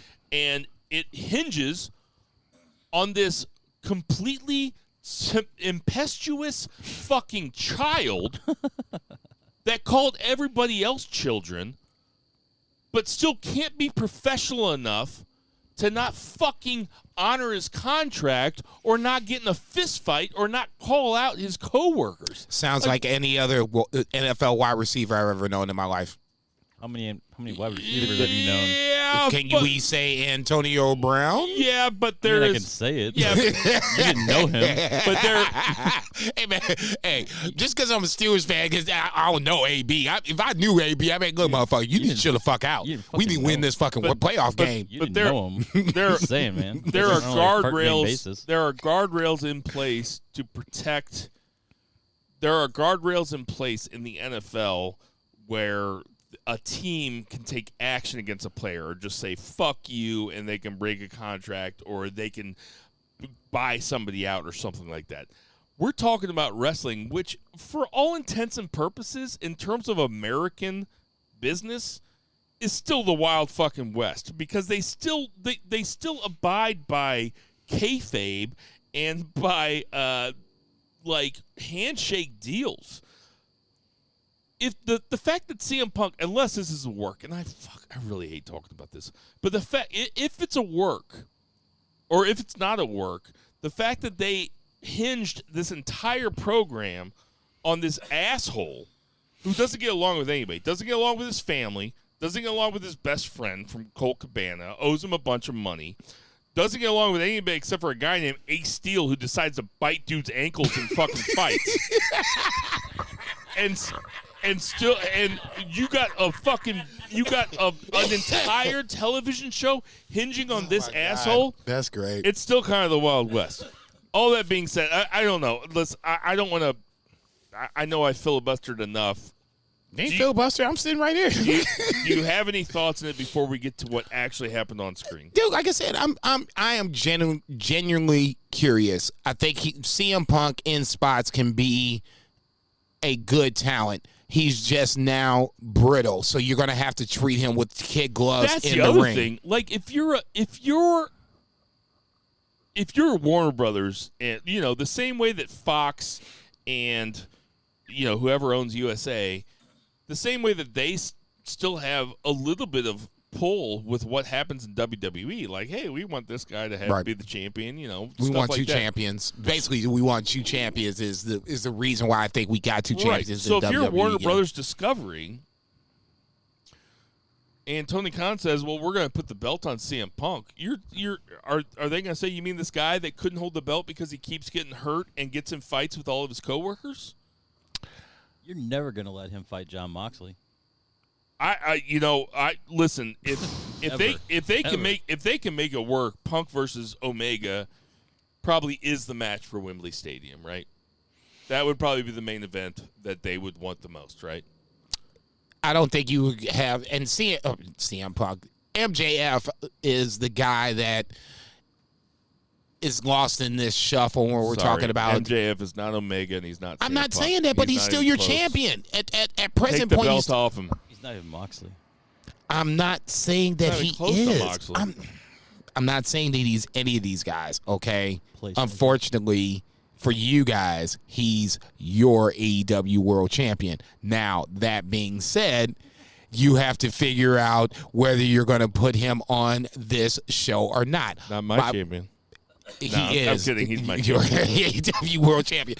If you're going to put him on this definitely mine. I love the guy. yeah, I was going to say, I have very little problems with MJF. You're going to put him on this show, then you got to figure this shit out. My guess is that you pass on this show and you have a Kenny Omega versus Ospreay, a Kenny Omega versus CM Punk, something along those lines to where, and the crazy part about it is the following week, 7 days, they come back here for All In. So you got to figure that some of these talent has to be put aside. MJF, to me, is that talent that has to be put aside. You want to sell out Wembley Stadium, you can still do that. CM Punk versus Kimbo Slice. Put him in the G1. Right. Put Kimbo Slice in the G1. Dig him up. You can still have MJF Yoshihashi, here. 2 points against Kimbo Slice. You can still have MJF here and do I never two thought shows. about this till right now, but Yano versus Kimbo Slice is something that I need. Later, Jason. Jason's out of here. All right, so we're gonna table all the CM Punk talk. We're just gonna be done with it. Yeah, we're good. I watched Dynamite. We can talk about it. All right, so Dynamite opens up with Wardlow, and he comes out in a polo. So my question to you is, were they chanting Wardlow, or were they going Polo, Polo? Like, does Wardlow think that he looks badass in a polo? Because he doesn't. In a polo in those fucking short pants? No, he wasn't wearing short pants. He was wearing long pants. No, they were. Hold the mic up to your mouth. No, they were short pants. He was wearing. No, he was not wearing shorts. He was wearing. You could see his ankles. Oh, so you're not talking about shorts. You're saying his pants were the length too of his short. pants were short. I think that his body type is probably hard to fit pants on, but Wardlow in a polo strikes no fear in me. In fact, I'm going to use this time to say, Wardlow, come find me. Oh, Jesus Christ. When he was begging for him to spit in his face, I'm like, just do it. He's wearing a polo. Yeah, I know. What's he going to do, call his dad? Yes. You going to call security? God, his dad's dead. That's what fucked Christian up, Cage's man. whole promo was about. That's fucked up. Which, okay, there you go. Okay, I'm sorry, his uncle. No, his dad. Uncle R standing in the back. More so than my point. Double A. I think that's A squared. that was the reason why they made Christian or Christian decided to do it. It's still my story, and I'm sticking to it. Christian decided he wanted to make those remarks about Jungle Boy, Wardlow's dad, the whole shebang, to get the heat on him. What about Double A's son? That too. I'm sorry. That was fucking weird. It is That not was weird. fucked It up. is not weird. It's guys. It's really not. But that's just me. You know what? Hey, all you listeners, come find us on social media and let me know if you think that it's weird that Christian Cage, we talked about last week, was he trying to talk Did about he Brock? overstep the line? Ultimately, because you say yes, I say no. I say he overstepped the line. Okay, so let's just throw it out there. So at BFR Pod on Twitter, at BFR Bill, listeners, at BFR JCB. come find me. Come find me. Yeah, whatever, motherfucker. At BFR Zach, I'll go case letters with an H. Fuck. I'm just saying. All right. Nobody Anyway, can find you. Christian Cage and Luchasaurus come out there, and they get in a fight. Wardlow in a polo does the best as he can, but Wardlow in a polo And driving shoes. and driving shoes, he does the best that he can, but he cannot overtake Christian Cage and Luchasaurus. Coming up next, we had in a strange. Why didn't you take out Luchasaurus? Is my first question. But that's just man, Luchasaurus is. You see those shoulder pads he was wearing? It was pretty strange. Motherfucker, I ain't going nowhere near him with those on. Look, man. He looked like Avatar 16. Yeah, he looked like he looked like one of the extras at the train station on Total Recall. Okay.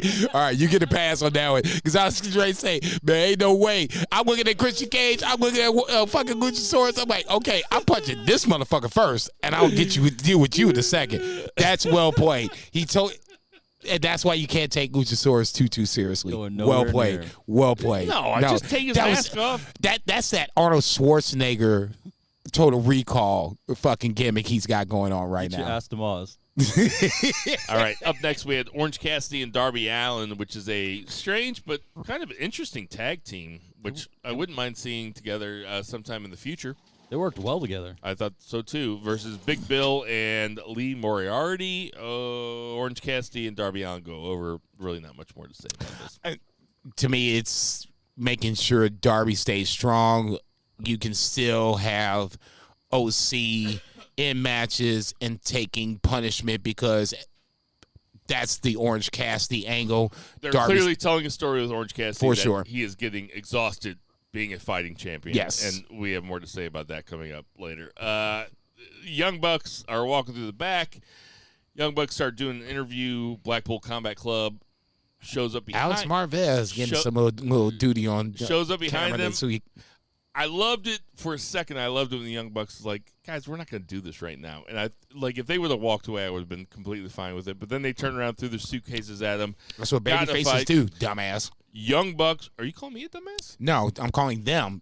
They are now baby faces. They are baby dumbasses. faces are usually Claudio's dumbasses. picking him up. dumbasses. Claudio's picking him up and throwing him on top of the truck. It's Yeah, I like, know. just like not even, Bitch. just picking him up like children. Come on, baby He boy. did put one of them in the hood of the car, which was fun. Come on. Who was it? Nick. Which one was it? I thought you did to both of them. He did the both of them? Dude, you know You I- ain't shit. You know You I- ain't shit.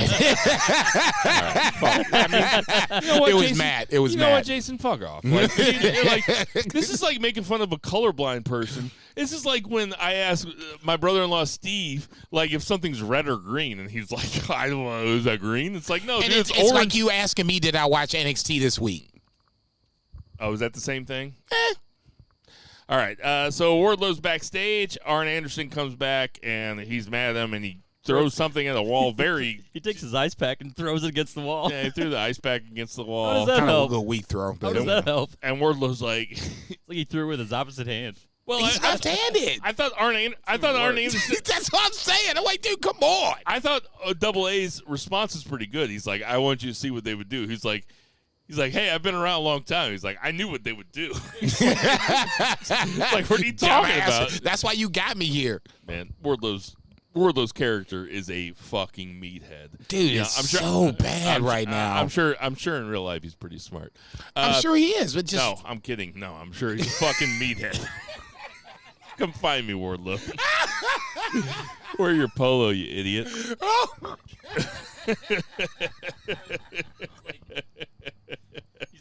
He's like Rob Riggo's character. Oh my God, that's so fucking ridiculous. Okay, so then Orange Cassidy cuts a promo with Renee Paquette backstage, and he goes, "Can somebody give me a chair?" He's clearly tired. They're telling a story, which I appreciate. Sammy Guevara gets a squash, kind of cuts a babyface promo, and it's Yes. like, why the fuck is he cutting a babyface promo now? I'll answer. 2 weeks away from the pay-per-view, and now he's cutting a babyface promo after he's been kissing MJF's head for the last fucking 3 weeks. It's like now he cuts a babyface promo. If I had, They were in Houston, weren't they? they were in Houston, Yes. number one. But even That's a good point. They were in Texas. They were probably worried about him getting cheered. even if they weren't in Houston, he has cut the same kind of babyface promo in vignettes and on mic. and I said it on Twitter, this to me feels almost, which can the real Sammy Guevara please stand up? Because walking into this, he's a heel. But as we've gone along on this path, he's done a couple of different babyface promos. Well, he's not coming out with Tay Conti anymore either. So That too. They're trying to babyface him up. Okay. Basically stealing my point. To me, this feels like you're going to have the 3 quote-unquote baby faces against the one true heel that's MJF. Too little, too late. I'm just saying. That's the way I feel like it's happening. After that, we had Triple J come out, which is what they're calling themselves, Jay Lethal and Double J. And FTR jumps him from behind. And then we have the return to wrestling television. We have the return of Karen Jarrett wearing those fire red pants. Jason, what do you think? When we first started this podcast and AEW was a thing, we were like, oh, yeah, this tag team finish is going to be the shit. And now Karen Jarrett walks into the fucking ring. Yeah, but we also have the trios division now, too, which is taking a little bit of heat or taking a little bit of pressure off the tag division. Why should the trios division take pressure off of the tag team division? The Bucks. Because there's a team that holds the trios title, and there is teams that are challenging for the trios title that could be tag titles. I mean, it's just taking bodies off it. I'm not. Okay, listen. Hold on, Jason. I'm not arguing with you. I'm just trying to say that there's a lot of people to go around, and there. Oh my God, dude! It is like talking to my wife. Just rolling your eyes while I'm fucking trying to make a point. You can make the point all you want to. Just don't roll your eyes while I'm making the point. Okay, then just close your eyes, and then I'll roll my eyes, and everybody's okay. That's almost verbatim what she says. Okay, here's the problem with this. You got Jeff Jarrett and Jay Lethal running around here as the pretend tag team or contenders. How many fucking variations of the same match that they are going to lose, that they lost beforehand, that they're going now? They've lost 2, 3 different times. Look, I don't give a fuck what this Memphis match. We've done this at least a couple of times, and now for some odd godly reason, because Mark Briscoe's involved, we get to do it a 3rd, a 4th, a 5th time. If this was WWE, we'd be talking about this like a dirty dog. The fact that it's AEW, we let this shit slide because it's entertaining. If this is the same shit, call it for what it is. If this was WWE, we'd have fans saying that Jay Briscoe should still hold the tag belts because he never lost them. Oh, shit. And then you still had motherfucking AEW guys asking for Jay Briscoe, the Mark Briscoe to get somebody else. I'm talking about Jay Briscoe. Even still, you would still have AEW fans asking for Mark Briscoe to get somebody to be his tag team partner so he can still have the tag team champions. That's not my point. My point is, how many chances does one team get? 1. Do you want to know 3, 4, 5? Do you want to know why I respect you so much as a wrestling mind, Jason? Is because you are older than me, and there are people. No, I'm really paying you a compliment here. There are people younger than me that still hold on to nostalgia really hard. And they love guys coming back and coming back and coming back. But you have been consistent as long as I've known you that you think that nostalgia is for the weak. When it comes to wrestling, you say, hey, you always used to bitch about Undertaker not putting guys over a long time ago. I'm talking about like 2000. That's my one. 2005. You were consistent about this forever, and that's why I respect you so much, Jason. That and the fact I don't watch Brock Lesnar matches with Omos that mean absolutely nothing. That was petty. I don't respect that at all. we made fun of you for that. Nobody respects you for that. I know it's Still petty making as hell. fun of you for that. And I have no problem with that. To me, The Rock came here. The Rock here. I say, ain't no way. I know this motherfucker be louder than this. I do respect your consistency. Look, I think that Jay Lethal and Jeff Jarrett have something to offer in a singles division. What? In singles. Why are you whispering? They don't need to be a tag team. You Okay. can All right. have them as singles and do the same thing. Fair enough. I think Karen Jarrett showing up is completely silly. That is completely ridiculous. That's the equivalent of Roman winning all 4 belts for me. I'm just God damn it. That's gonna No, be it was the flip side. No, the flip side of Okay, if, all right. if I was a non-Roman fan. Roman holding 4 titles It's sounds great. kind of badass. Karen Jarrett coming out on last night was like, what the fuck? Okay, so next up we have Darby Allin and Sammy Guevara talking backstage. Just like you said, Jason, they are setting it up to be 3 baby faces against 1 heel, and I think that is not the best move, but I've been pretty critical of this entire angle. Not. Listen, I don't have to go over it again. I'm critical of them all fighting for the big belt when we have what's coming up later when we talk about the Anarchy in the Arena match, but that's neither here nor there. They have a moment backstage where they say, hey, we don't like each other, but we respect each other. Type of typical babyface shit. Okay. That's what baby faces do. Then we have a women's match where the heels go over, the Outcasts go over, Britt Baker, DMD, Jamie Hayter gets injured. Beforehand, that was the setup for it. It was supposed to be a 6-man where Saraya was going to be in this match. Jamie Hayter got hurt. I knew if I just put her out. I knew if I just said it, you would tell me what happened because I really didn't pay attention. I know the heels went over. I wrote it down right here. Heels. Next up, we have Orange Cassidy. Do you want to talk about this? Not really. No.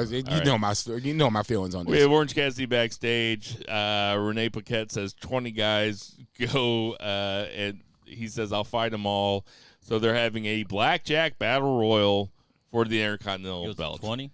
Well, then I'll be fighting too, so it'll be 21. 21. He says blackjack's a big deal. Blackjack's a big deal in Vegas. We're Vegas. I'm just like, motherfucker. Him asking Renee Paquette, he says, unless you want to be on it. She says, no, I'm good. And I think Taz goes, I think she thought about it. It wasn't Shivani. It might have been Excalibur. No, I think it was Taz for sure. It was a funny line. I'm 99% sure Funny it was Taz. line, though. Do we think Orange Cassidy still goes over there? I mean, that would be a shitty way for him to lose that belt, right? It's the protected way for Orange Cassidy to lose that belt. I mean, just put somebody over, though. Like, it's protected. Why? You don't have to protect Orange Cassidy. He's agree. Been a fighting champion. I totally agree. Have somebody take advantage of him being super tired the next week on Dynamite. That's what I think is going to happen. All right. Okay, if you're going to pin me to the mat, I think somehow he wins on Sunday, but then Wednesday is the fall. Tony Khan has his big collision. I mean, it looks like he collided with some cocaine backstage. Jesus Christ. Leave him alone. A big pile of it. Leave him alone. Man. I remember one time I was at Fish and somebody just shoved my head down into a bunch of cocaine. I was like, I can't breathe. Snorted his way out. We gonna be okay. Man, I texted me for the next 5 hours. I had a meeting with my my uncle a couple weeks ago where he wants to do a podcast. He's a deacon and he wants to do a daily podcast where he's doing daily scripture. And he's like, does the Archdiocese have a podcast network? And I was like, I don't know. I can look that up for you, though, if you want me to, Uncle Rich. And he's like, what's the name of your podcast? And I was like,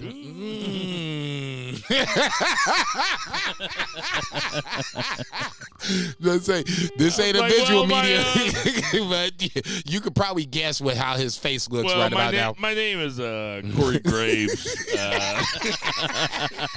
So just check out that one. I can't imagine him listening to that joke right there. Oh, my God. It would be really funny if he made an hour and a half into a wrestling podcast. No, Bill, I was driving out to no. Foley, Missouri to look at my cows, and I listened to an hour and a half of your fucking podcast. Exactly. If you get an hour and a half of this You podcast. actually do cocaine? Why is JCB so mad? Because I'm angry black, motherfucker. I'm just saying, if you don't know us. He's black? Yeah, right. He If you don't know us, that's half the He problem. speaks so well. Go ahead, move along. You go to Sumner High?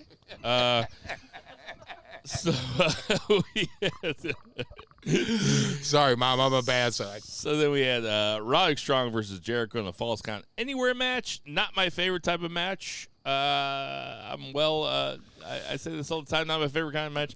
This was a pretty fun match, if only because you didn't know if the crowd was going to overrun them at any time. It got dicey. It did get dicey. It was Tiger Woods type shit, like on the 18th when he was winning the Masters. Like, they fouling him.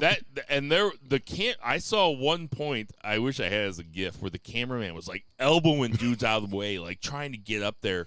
Because they had the long shot, but there was one guy who was supposed to be about from me to you away, probably like 6 feet away from him, taking, and he was like, they weren't letting him through, and he was like, "Fuck you!" And he's like, "Get the fuck out of the way!" And they did that spot over the stairs where it really looked like Jericho was going to kill himself. Oh my God! And it wasn't that far of a drop, but still very fun. Adam Cole was banned from the building. They managed to make it outside. Adam Cole, Baby. does his thing, and Roderick Strong goes over. What you think about this, Jason? Cool up until where I was seeing Roderick coming out and at least trying to get out of the building. It was like, begging off like a heel. And I'm like, what the fuck is going on? Why are you begging off, man? Don't do. Oh, you're going outside. Okay. All right. I'm a dumbass. I'm a hot dumbass. You got me.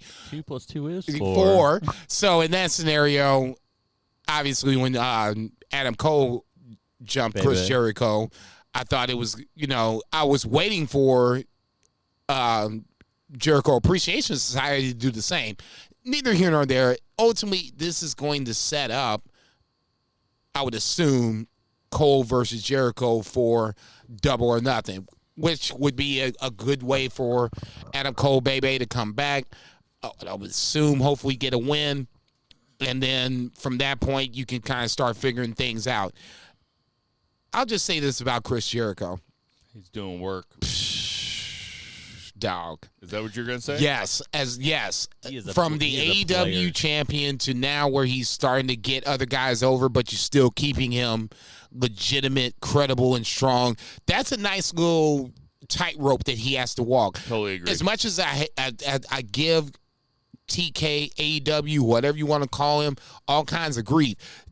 Watching Chris Jericho walk this tightrope and get Ricky Starks over, I'm going to assume he's going to get Adam Cole, baby, back over again to where he's now, somewhat more credible and back into the title scene.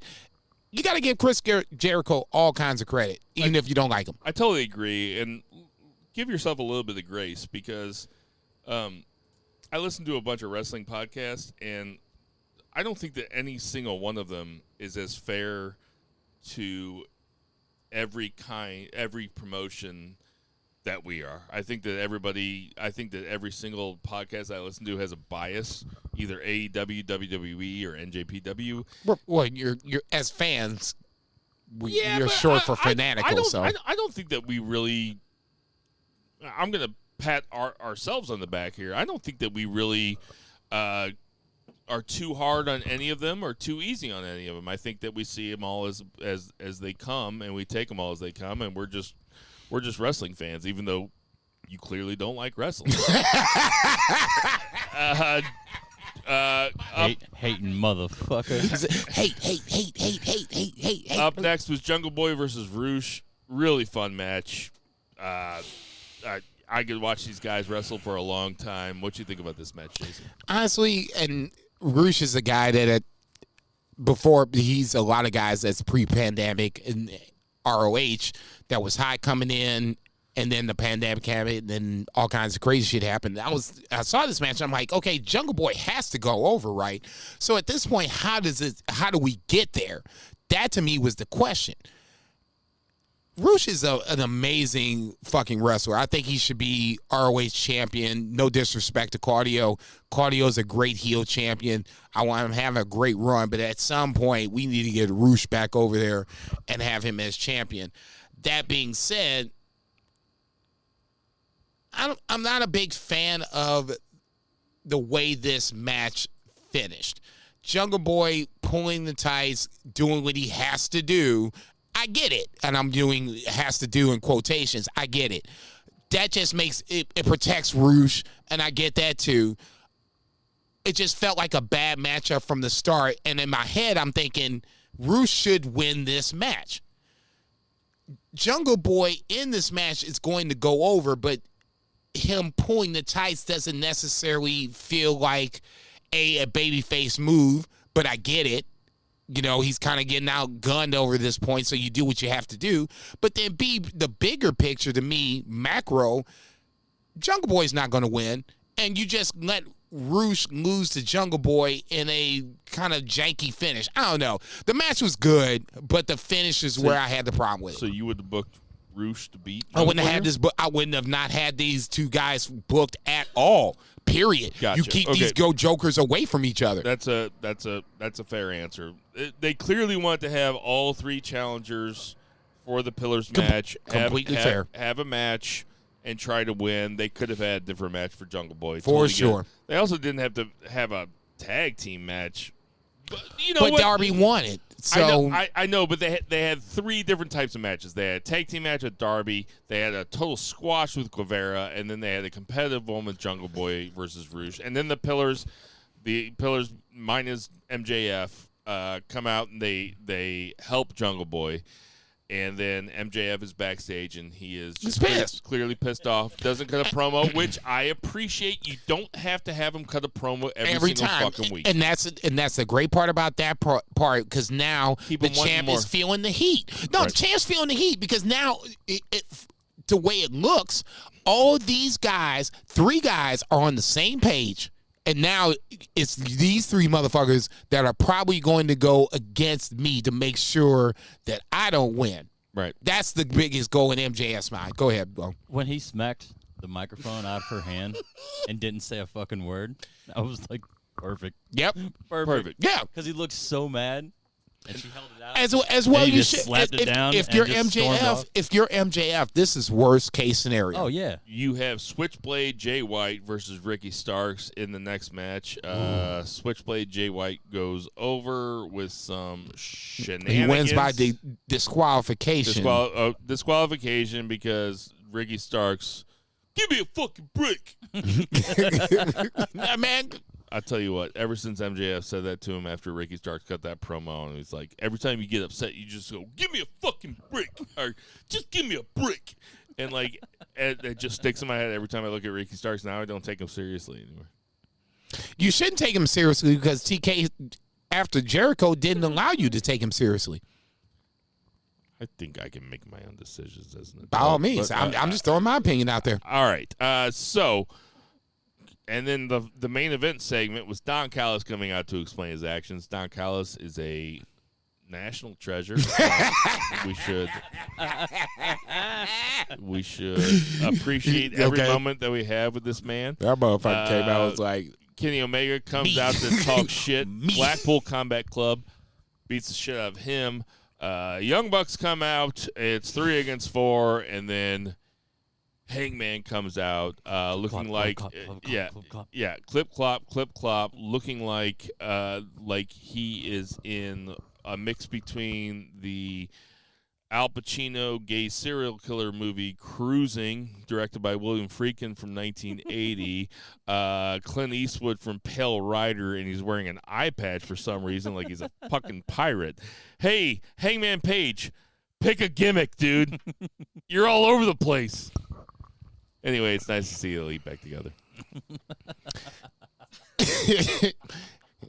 You ever seen Cruising with Al Pacino? I have not, but Pale Rider I have seen. That's goddamn comedy. credit to Cruising is where Al Pacino goes undercover to find a serial killer that's killing all the gay people in New York City in 1980. And Hangman looks like Al Pacino trying to look gay in that movie, even though his detective character is not gay. Get the fuck out of here. That's Well, amazingly there's bad. questions about whether or not he's gay by the end of it, but it's a good movie. It's on HBO Max right now. You guys should watch it. I'm gonna go ahead and let you do that shit. I just watched it the other day. Directed by William Friedkin, who directed The Exorcist and French Connection. Go ahead. And Blue Chips. What? And Blue Chips. The Shaquille O'Neal and Penny Hardaway Blue Chips. Yeah, I was gonna say it's the Penny Hardaway new movie, not the Shaquille O'Neal. Shit, that movie. motherfucker was in it too. Right. Nick Nolte. Who's the white guy in it? Matt Novak? Is that the white guy in it? His name was Ricky in the movie. Huh? Wasn't his name Ricky in the movie? His name's Ricky in the movie, but I think it's Matt Novak. I think he played for Like Indiana. real life. Oh yeah, he was an Indiana guy. He was an Indiana I'm guy. just here for the bag of cash. His daddy out there, mowing the lawn with the tractor. When Shaquille O'Neal says standardized tests are culturally biased, and Nick Nolte's like, "What the fuck did you just say?" Fast forward 35 years, it's like, yeah, that shit is culturally biased. It's like you just filling your name for Christ's sake is 35. Neon, you go straight points. to the hole and make sure you throw it high. We should watch that movie. Throw it high. Is that your Nick Nolte? Yeah.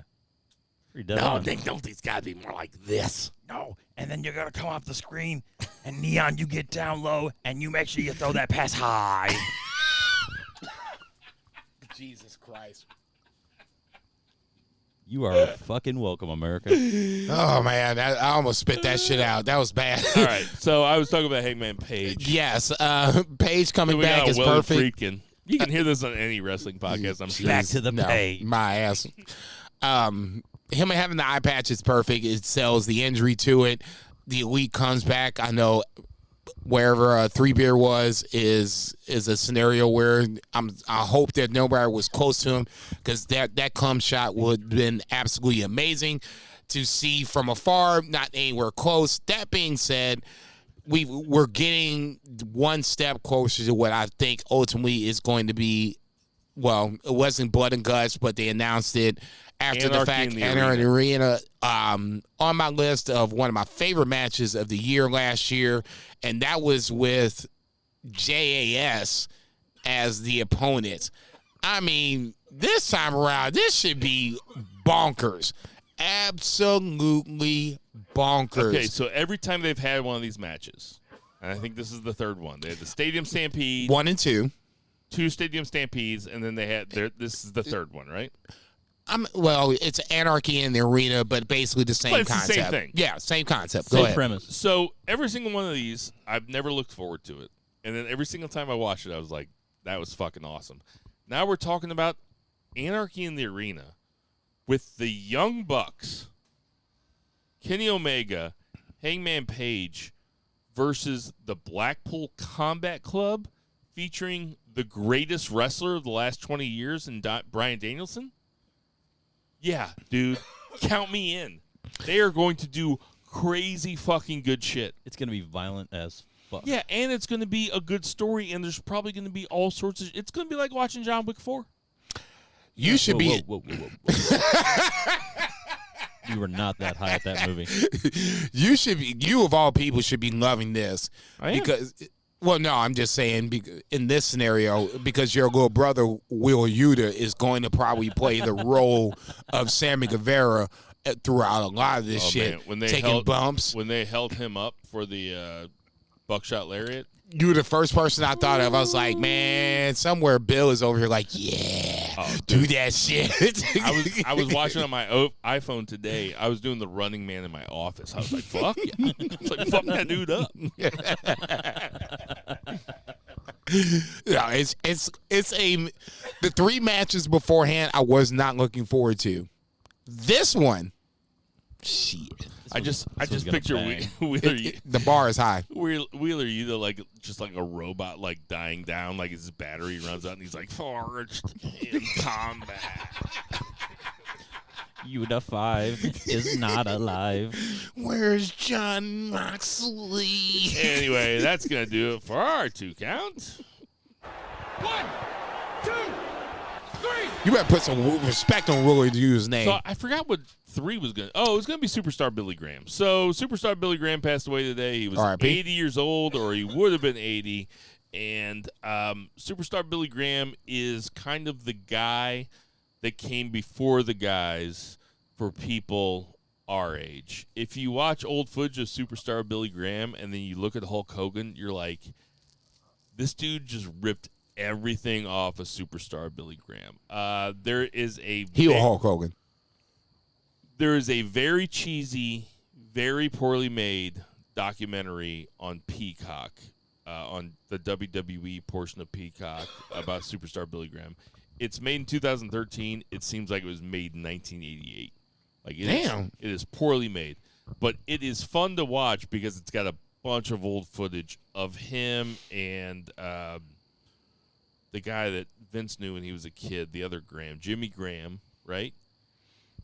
And I say, this is where the knowledge starts to get a little hazy, but go ahead. Well, a lot of people credit Superstar Billy Graham's matches with a very young Dusty Rhodes at Madison Square Garden in the mid-'70s as being like the birth of the type of wrestling that we see today. Like, because I can totally see that. They started doing what was called slam bang wrestling like back in the 50s, and that's when they started throwing each other off the ropes. Because before it was like all submission shit. It was still fixed, but it was all submission shit. And then there was the slam bang stuff. And I'm sure somebody will come online and tell me they got the years wrong, but it's basically like this. Superstar Billy Graham was one of the first guys that was just like outsized character, like peroxide hair, started doing steroids really young. He was a very interesting character. He became very critical of WWE in his final years and then started asking to come back. And I believe he's in the WWE Hall of Fame eventually. I would be surprised he's not, but honestly. But him and Vince did not like each other. He really tried to pull some shit on Vince back in the 80s. It's a very interesting documentary. It leaves a bunch of stuff out. I filled it in with the Wikipedia page while I was watching because I was like, I thought this guy was more. I thought they hated each other, and they kind of did. Anyway, he was 80, and he was broke like a bunch of old wrestlers, and it's sad. But, man, if it wasn't for Superstar Billy Graham, the type of wrestling that we watch today wouldn't even exist.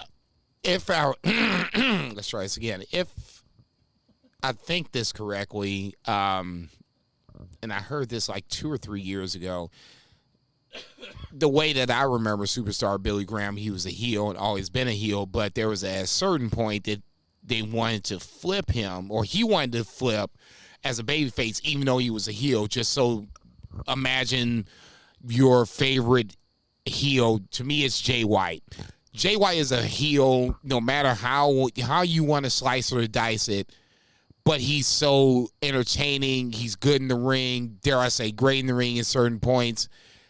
You want to see him maybe be a babyface. The Miz. Okay. Miz against Shane McMahon was everybody likes the Miz. Nobody's sick of the Miz, really. But he rarely plays babyface. Well, he never, basically never. They Shane versus Miz. They tried it one time, and it's Shane versus Miz is one of the rarely few times that I can think of that they try to do Miz as a babyface, and it doesn't really work. But that's another story for another time. I guess my point is this: I want to see Miz where rules. Actually, he does, and that's why I like Grayson Waller on the SmackDown side. He plays the Miz role, and it all kind of makes sense. I guess the ultimate play is let's just see how it plays out. We're talking about Superstar Billy Graham. It played out. He died today. No, I'm sorry. Over. The Superstar. No, there was over. no. He was. I guess that was my initial point to begin with. Credits. Yeah, right. He was supposed to be flipped, or he wanted to be flipped as a babyface, and he's been a heel for so long. Like Flippy for real? Yeah, right. And at some point, him and Vince Sr. had an agreement. He was going to be a champion. Yeah. It was going to be like for 6 or 9 months. You said you And it was didn't know shit about him. No, I just... You know as much as me. Okay, now I didn't know this was what you knew. And it was a handshake agreement. And then Almost from that positive. point, from that point as a heel, it was, he just kind of had his own little explosion of this. I don't know who was like his He was also rival at the time. He also, because of his revivalist teens when he was born again, that's why he called everybody brother. And that's like Hulk Hogan just stole it from him. Stole his whole look. Big blonde guy with long hair. I was going to say Ric Flair brother. might have to go. I mean, Flair too. Yeah. Flair had a lot of superstar Billy Graham in him. Anyway, this just be me and you bullshitting. I don't know a ton about him. I just know that he was very influential, and I know that. I wish I would seen more, but people obviously I've known of him coming up to this point. People smarter than me and people in the business seem to respect the fuck out of him. Yes. And like talk about him all the time. Like your favorite wrestler's favorite wrestler is probably superstar Billy Graham. Right. So R.I.P. man. Seems like a total dude. No, it's the heel's heel. If there's a macro of heel wrestlers, Mount Rushmore, superstar Billy Graham might be on that bad boy. I just don't know. Haven't seen enough where my Mount Rushmore of heel wrestlers. Oh shit! I know right away. Here we go. It is Steven Richards, Ivory. I know his censor. The Good Father. Right, Val Venus, motherfucker. God damn it! No, and Bull Buchanan. Val Venus is number 5. I forgot about Bull Buchanan. It's only because you like his name so much. Well, isn't Von Wagner's Bull Buchanan's kid, right? Yeah, I think so. Sounds right. He's somebody's kid. Von Wagner has WWE titles. I just can't think of it. You ain't shit. I'm sorry. I can't even say that shit. I'm That's going to do it for our 3 count. 1, 2, 3. No odds and ends this week because we have a jam-packed week of birthdays. I mean, this is a murderer's row of notable people, cool dudes, and freaks. Okay. Superfly Jimmy Snuka would have been 80. I'm sorry, R.I.P. That's a big one, right? I don't know which category he falls into. Who could be bigger than him, both physically and in name? Who? Andre the Giant. 77 this week. I like how you play this. Smile Guy Black is 38 this week. Kip Sabian is 31 this week. Road Dogg. Jesse James. Got to be older than me. Yeah, he's old. Oh, yeah, he's 54. Occam from Authors of Pain. Dude's 30. God, what? So he was 24 when we started this podcast. Jesus Christ. Chris Benoit. That's a big one, too. R.I.P. Yeah, fair. Totally fair. Maybe not R.I.P. No. Let him sit there for a couple years. No, separate the artist from the art. Thank you. Thank you. I'm separating the soul from the art. I'm appreciating one, and whatever. I hope he's in heaven. Kota Ibushi. You know how old Kota Ibushi is? 63. No. 63. 40. Drain the snake. 2. 41. I would not have guessed he was that old. He looks like he is 26. Amazing. Cut. God. Brian Pillman, R.I.P., would have been 61. Okay, so how we going to – never mind. All right. No, okay, so that's a pretty good lineup of dudes, right? Yes. So we got Snuka, Andre, Malachi Black. I'm just talking about the good ones. Yeah. Benoit was an incredible wrestler. Kota Ibushi, Brian Pillman. Yes. Who could be better than those guys? The Rock. No, I'm joking. Brian Danielson. Yeah, obviously. Should have known. 42 this year. 42 this week. What? Yeah, man. Jesus. Look at all these people. Then we got Joe Coffey from Gallus. He's good. Alex Shelley, very good. He's 40. And then we got Bray Wyatt's 36. I heard he's working the fry side of Chili's. Ooh, that's what I was going to say. Bray Wyatt, Cody Rhodes, rumored next feud after Brock. Marinate on that. Hey, for Murray the Murray Man Murray, for Tender Mahal, for Check. Randall Wrestling, Check. for Vice, Check. Logan Eastman, My nigga. for Reba the dog, Check. for Aaron the wife, for Ed Check. the kid, for Check. Andrew the cat, Check. for Amelia the cat, Check. for 2 beers. Sorry, 3 beers, Zach Pullman. That's Check. Jason Cornelius Bell. Konnichiwa, bitches. Black Lives Matter. Check. Tip your local Check. bartenders. Tip your Check. local weed dealers, and never ever forget to boo the heels. Boo!